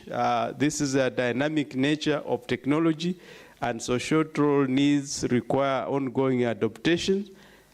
investment in digital infrastructure, that's a call, and there is less investment in Africa in digital infrastructure, just like as there is less investment in research. And you look at Africa, our contribution to research is far below par because the investment is too low. How do you anticipate future innovation? A forward-looking approach is crucial to integrating emerging technologies into governance and ensuring services are properly rendered. So in summary, we are more emphasizing on ethical and regulatory vigilance. Somebody was lecturing and assuring people that in future we'll have some people flying in a jet or an aeroplane, and the pilot will be seated somewhere remotely and saying that we are about to land, but I'm here, but you'll be landing safely. So these are futuristic developments that are going to be real. And we have to have that holistic approach to resilience, such as building a resilient public administration framework in the digital age, as well as leveraging data for decision making, that is harnessing the power of data, or big data. Analytics is crucial for informed decision making, optimizing allocation, and make policy decision based on comprehensive real-time insights, thereby enhancing the effectiveness of governance. And finally, enhancing citizen participation, which is critical to these platforms. And of course, we have to be strategic in the way we deploy the digital solutions, and concurrently addressing the inherent challenges within the digital governance resilience nexus which is crucial for leveraging the full potential of digital transformation. And then there's that cultivating collaborative culture for fostering collaborations, innovation, and citizen-centric approach. Chair, that's where I want to stop before you stand up to stop me. Thank you.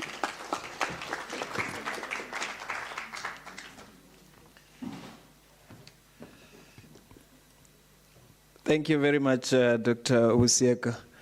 I was just about to stand up, but you did very well. Let's give him a round of applause. We have reached the end of the presentations, and just to recap on the presentations that took place, we had Dr. Nede speaking about strengthening public governance for sustainable development, challenges and options. We had Dr. Mangai speaking on social capital in governance and crisis management, a global perspective. And we just had Dr. Usieka speaking on the nexus between digital governance and resilience in public administration. It would be very tempting for me to reflect quickly on Dr. Usieka's presentation because of the word digital in his presentation, which is very close to my heart. And he talked about inclusivity and accessibility, and emphasizing that these digital platforms should not exclude others, and that it should be very accessible to everybody. And I think a continent such as ours, we are still far behind in terms of ensuring that the digital platforms are accessible. We have got very rural areas that are still struggling to just access these facilities and the applications that are made available globally. And the issue of ethics, particularly in AI, is a very interesting topic. And more in conferences where AI is being debated, you find issues of ethics coming on board. One might say, in Africa, whose ethics are we following? Because our continent is a very diverse continent that has got so many ethical principles. And so how do we adapt these ethics to fit in Africa? So thank you very much, Dr. Busieka, for that presentation. Very comprehensive, but in a very short space of time. It is that time where we engage our presenters by asking questions. And whenever you raise up your hand, please do identify yourself and also indicate which presenter you are posing your question to so that we can easily facilitate this session. I now open the floor for questions. There's a hand there, is number 1. There's a hand here, it's number 2. Only 2 hands after all that comprehensive presentations. Okay, we take those 2 hands.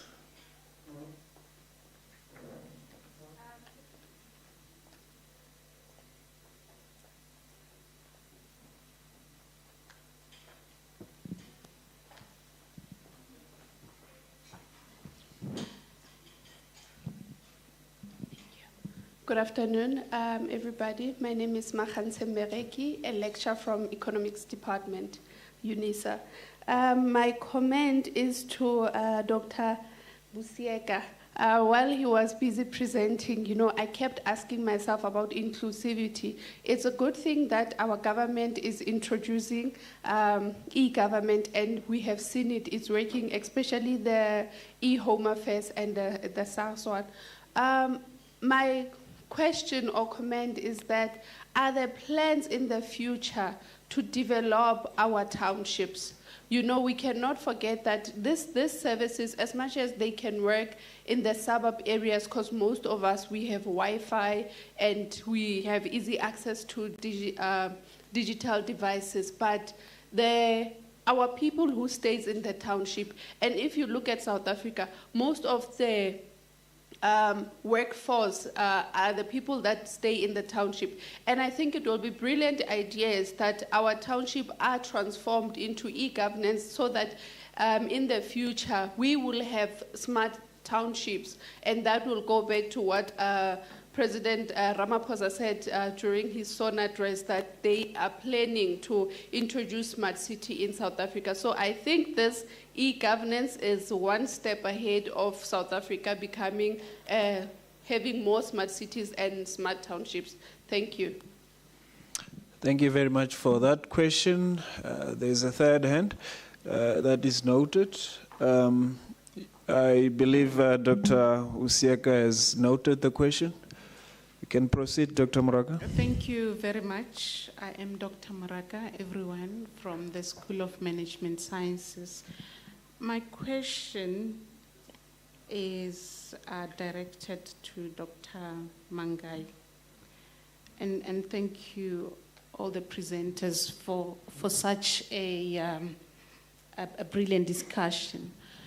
On your slide on indigenous knowledge systems as a way to respond to natural disasters, as many of us would know, indigenous knowledge systems are often met with resistance, with marginalization and discrimination, especially in responding to social problems that we find ourselves in.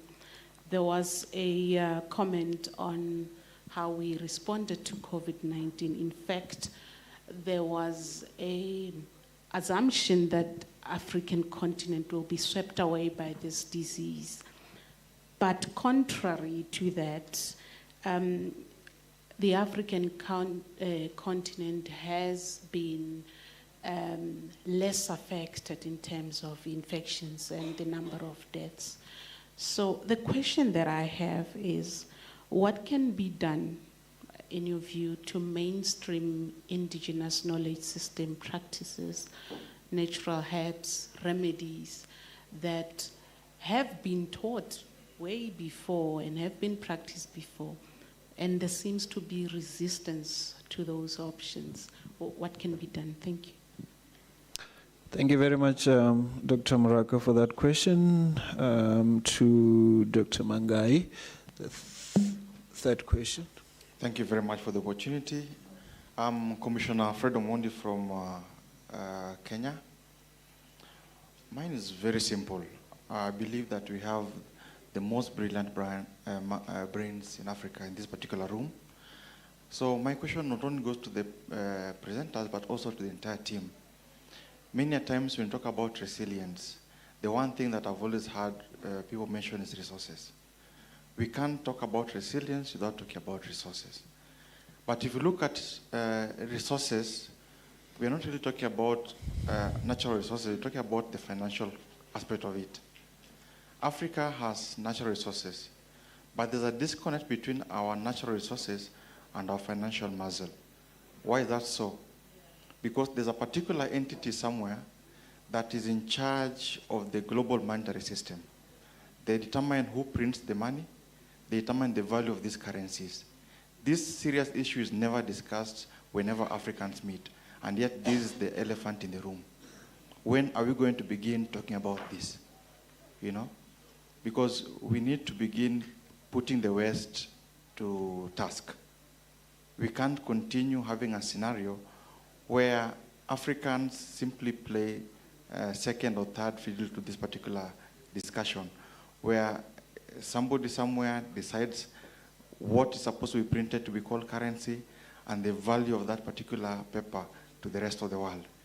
Africa needs to be on the table. If we are going to use that piece of paper as currency, then we must play a role in determining that how that currency is printed and valued. If not, then look for an alternative source. Thank you. Thank you very much for that very important question about the resources. And I think that question is posed to all the three speakers. And we will now go to Dr. Wusieka to respond to the first question. The roving mic.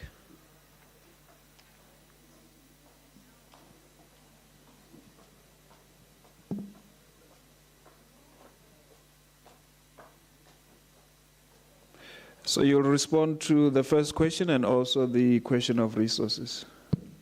Thank you, Program Director. And thank you, Dr. Makhalamel. I hope I pronounced properly. Makhande, sorry, yeah. I baptized you accordingly. Look, I think your comment is right, and it's a comment. I agree with you entirely that the challenge of digital divide is big, and it's overwhelming governments, mostly because of infrastructure. We have a huge and massive infrastructure deficiency in Africa. There's not much investment going into building the necessary infrastructure to ensure there's technology. But a lot has been done. I think townships are far better than the rural areas. Townships are smarter in a way. You've heard of two-song centers where we have one-stop shop, and these are a suite of services, government services in one place. And you can walk in Maponya Mall. I hope you know Maponya Mall in Soweto. And you can receive services of various departments in one place. That's one-stop center. And some of the municipalities are also introducing free Wi-Fi in some of the townships. And if you have a phone, you can do quite a lot with the Wi-Fi. And if this can be spread to other townships, I think that will be all right. That will continue to bridge the digital divide. And so the essence, and I think townships are part of urban areas. So they don't experience this seriousness of digital divide as the rural areas. I think for me, the big worry is a rural outpost where there's barely any infrastructure. And so reaching out to those would be one way of bringing in more people within the digital space. And I think that with the advent of the cell phone, I think it has helped to bridge that divide to some extent. Because if you were driving around in rural areas, you find even old ladies are carrying a cell phone. And for me, that's very important because they understand there's technology there.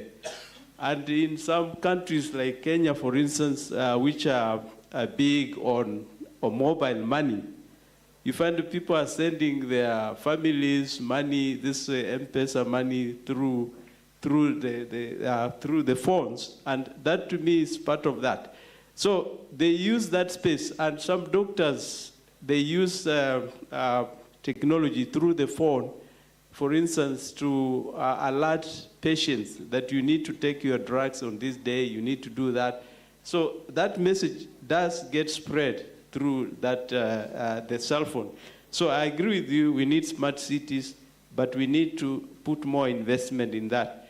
On the question of resources, Commissioner Omondi, I think this is an old issue that has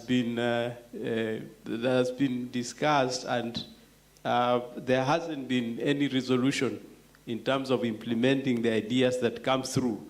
Africa, of course, we know is very rich in resources, but it doesn't have technology and know-how to convert these resources into prosperity for citizens. And I think earlier on, during the opening, Dr. Scott spoke about the malady of corruption and the elites. We heard about the elites having captured state resources. So you find elites, they sign contracts with the international companies, and much of the resources end up with the elites. And when they receive these resources, they bank the money in Switzerland. You see, the money doesn't come to Africa. So much of that resources is not invested in Africa. And you find people are buying real estate in France, in Belgium, and then they only come here to mine the resources. So if we can have these resources invested in Africa, all the money that we receive out of the investment in our mineral resources, then of course we will not have the issues of having to worry about resilience and our unpreparedness to deal with those natural disasters that come through. And of course, I think that when it comes to natural resources, the question, we have had many conferences around natural resources and what needs to be done. You heard about the Kimberley process where they signed an agreement to say that if any company is selling diamonds from Africa that are obtained through illegal means, then they should not have a market. And that helped countries like Botswana, at least, to ensure that their diamonds are properly accounted for. But that process has not applied to other countries. And it's even worse when the state is almost a failed state. You know, the state does not have what you call the monopoly of violence. You have other actors. Because all it needs is for somebody with money to put together some people for instance, in DRC, you get somebody, put together 100 people, give them guns, and let them go and disrupt an area, and then you call them to peace, they come to sign a peace agreement, you give them an opportunity to go on mining, and this is just an outside process that somebody is propping up. So I don't want to take a lot. This is a topic that one is very passionate about and can talk about it over and over. But Chair, if you can allow me also, I wanted to comment on, we have heard from the beginning, from the opening, that Africa did very well during during COVID. I think there's a question out there whether it was because we don't have data, that we don't know how many people are dying. For instance, in South Africa, the figures were very high because reporting was very good. Now, in other countries, they even stopped reporting. So how can you say that? How do you know that these countries did not experience the severity of COVID if there was no data? Thank you. Thank you very much, Doc. That was a comprehensive response. We will now go to Dr. Mangai, indigenous knowledge systems. Okay. Thank you very much for that beautiful question, and I couldn't have agreed with you any less, because that is a very crucial aspect of our continent that we take a lot for granted. Our indigenous knowledge system. Africa is very rich in terms of what we were known for before colonization and before all the importation of what we now seem to want to held more valuable than what we have that is much valuable. You know, just look around you. You will see that many of us are wearing suits. And don't we have fabrics from Africa? We do. You know, last year I was in Indonesia, and they were in a conference like this. All of them are wearing Indonesian fabric. And it was consistent throughout the conference. And which tells, that already tells me a story about a very important culture in terms of clothing, that they never, despite colonization, they didn't lose that. And there's so much examples you could, trace and give. There's a note I do take. It's in many of the Western African countries. It's called the bitter kola. And now it's very expensive because Chinese are buying that in rural communities in West Africa. Why are they buying that? And now it becomes very expensive for you that is in the continent to purchase, because peradventure they saw the value in it. I read what it is that it can do. It's preventive for diabetic, for hypertension, for food poisoning, and a lot of benefits. And peradventure, what Africa can do with that, we're not doing. And we're seated in a continent where we even have more of such cases. The cases of diabetes, the cases of hypertension is entrenched more in our continent than other continents. And there is a preventive, very natural product that we're not consuming. But far away Asia, a country realized the importance of and they are purchasing it, and it's very scarce in the continent as I'm talking to you. So I can list for you a host of a number of strategies and policies around education, curriculum, preservation of and documentation and policy frameworks. But again, and recently I've begun to also delve into research that relates to epistemic justice, for instance, in the publishing space, but also looking at epistemic justice in policy making. And the question I and some of the colleagues who are working on the project is, when would Africa have a G8 summit where you would bring a village farmer to come to that summit? We've always gone to the West for G8, for G20, and all of those G summits. When are we going to have our own continental summit of that kind of nature? Because what our leaders are brought into that space is to just coerce them, to discuss with them, to sort of just, bring them to the picture of what the so-called global power wants to see in the whole globe.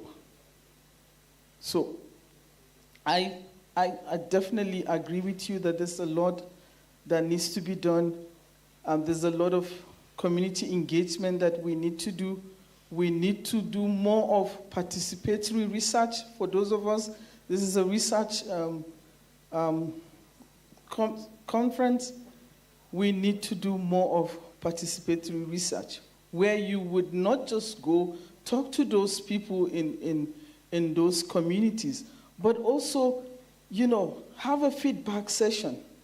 I found it very useful because that's one of the engagement or the methodology that I've adapted in the research that I'm currently doing. The fact that you could engage and see how community empowerment and engagement can be a strong component of the kind of research we do. And there's a whole lot of promotion and awareness. How much are we doing? COVID, we saw how certain indigenous people in the continent were trying to bring about solutions to even alternatives to vaccines, but those, we never heard about them. And so much that needs to be done, I would say, but I'll just leave it for now. We can talk more during lunch. Thank you very much, Dr. Mangai, on that. What is commonly said about pandemics is that they are a reset. In other words, every pandemic pushes a reset button. And what is evident, particularly with indigenous systems, is that our people are starting to come out with indigenous solutions. More and more on social medias, you will see adverts of people advertising, our traditional herbs that we have been neglecting, and they are starting to come forward. Also, during COVID, people started to have smaller wedding ceremonies and so forth. And in those weddings, traditional way was the order of the day. And that more and more you start seeing that happening, and the white weddings are disappearing, and you're having our own traditional weddings coming on board. I thought I should just add on that. Dr. Nede, if you can proceed with your questions. Part of the question. Thank you very much. I think my colleagues here have discussed at length some of the things that I thought I could also highlight, which is quite a positive thing. But starting from what you've just said, I think that would be my first contribution to say. I've also observed that of late, the issue of indigenous knowledge is slowly coming back. Perhaps there is a need to document that, because there was a time when it was totally neglected, but I'm sure with the challenges that we are facing, there are certain challenges that are forcing people to have a rethink of our way or the way we used to do things. So probably what is more important now is to have that documented so that in future there is a point of reference where we can see how certain things were done and so forth. That way we will be promoting our own indigenous culture and so forth. And commenting on the issue of resources, I would want to start from the point that, yes, we might point a finger at those out there that they dictate terms that for you to get this, you need to have done this and so forth. But my point is, we also, as African, we have a role to play. We must lead by example and prioritize how we utilize our own resources before we start blaming others. I'm not saying they are innocent, but let us also have a look at ourselves, self-introspection, and see how we are managing the resources that we have. And finally, I would want to emphasize what my colleague has said, that probably as Africa or groupings, whatever, if we come together and share a position, selling that position is much better, is much heavier, is much acceptable because we are speaking with one voice, unlike when we are disintegrated. So that way we will always see that our resources and the way we use it will be subject to manipulation here and there. But if we speak as Africa, if we speak as a regional group and take a stance regarding our resources, I think that way we will see some improvement. That would be my contribution. Thank you very much, Doc, on that response. Let's give our panel a big round of applause.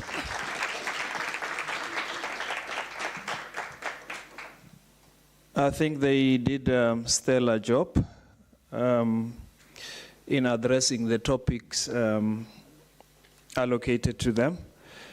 And just to quickly reflect on the issue of resources, our natural resources in Africa vis-a-vis that of finances. I think Zimbabwe is it's trying to answer that aspect with the introduction of the new currency, ZIG, which is linked to the resources that we have here in Africa. And I think that is a good case study that we need to follow in addressing Honorable Omondi's question of resources and particularly natural versus finance. On that note,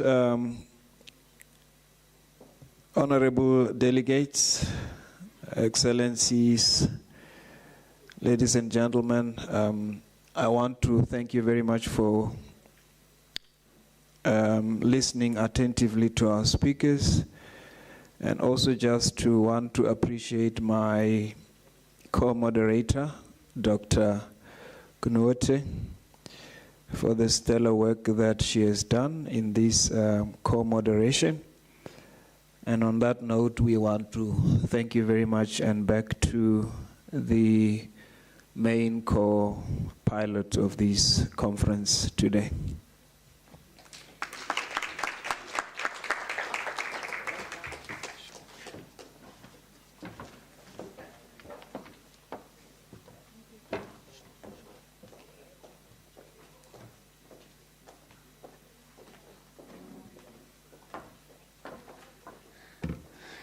Ladies and gentlemen, what a great and an informative dialogue that we just had.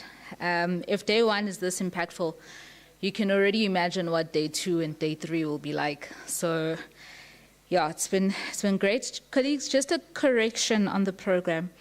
On one of the moderators' title, it's Prof. Kunute. If I said it's Prof, I'm very sensitive about titles, so I'm sorry for that omission. And then, colleagues, just a few announcements. The PhD students that will be attending the colloquium after this session are requested to collect their packs from Mr. Mashoko. Mr. Mashoko, can you just stand up so that they can see you? That's Mr. Mashoko. Please make your way to him to collect your packs, and he will also give you the allocation for the breakaway rooms. Also, seeing that everyone is well dressed, I'd like for us to take a photo, colleagues, after this session, a group photo. I think we can do it here for the sake of time. We'll do it here in front. Everyone will come here, and then we'll take a quick pic. And then there's a gala dinner, same venue. So dress to kill. It'll start at 6 p.m. It's a nice networking session, colleagues, so please do make your way here. And then lastly, we've concluded the first session of today. After is the PhD colloquium, as mentioned. And colleagues, thank you for attending. After the picture, we'll then move to go have our lunch, which is served this side on the right. And thank you to everyone. Looking forward to seeing you guys again tomorrow. Thank you. Thank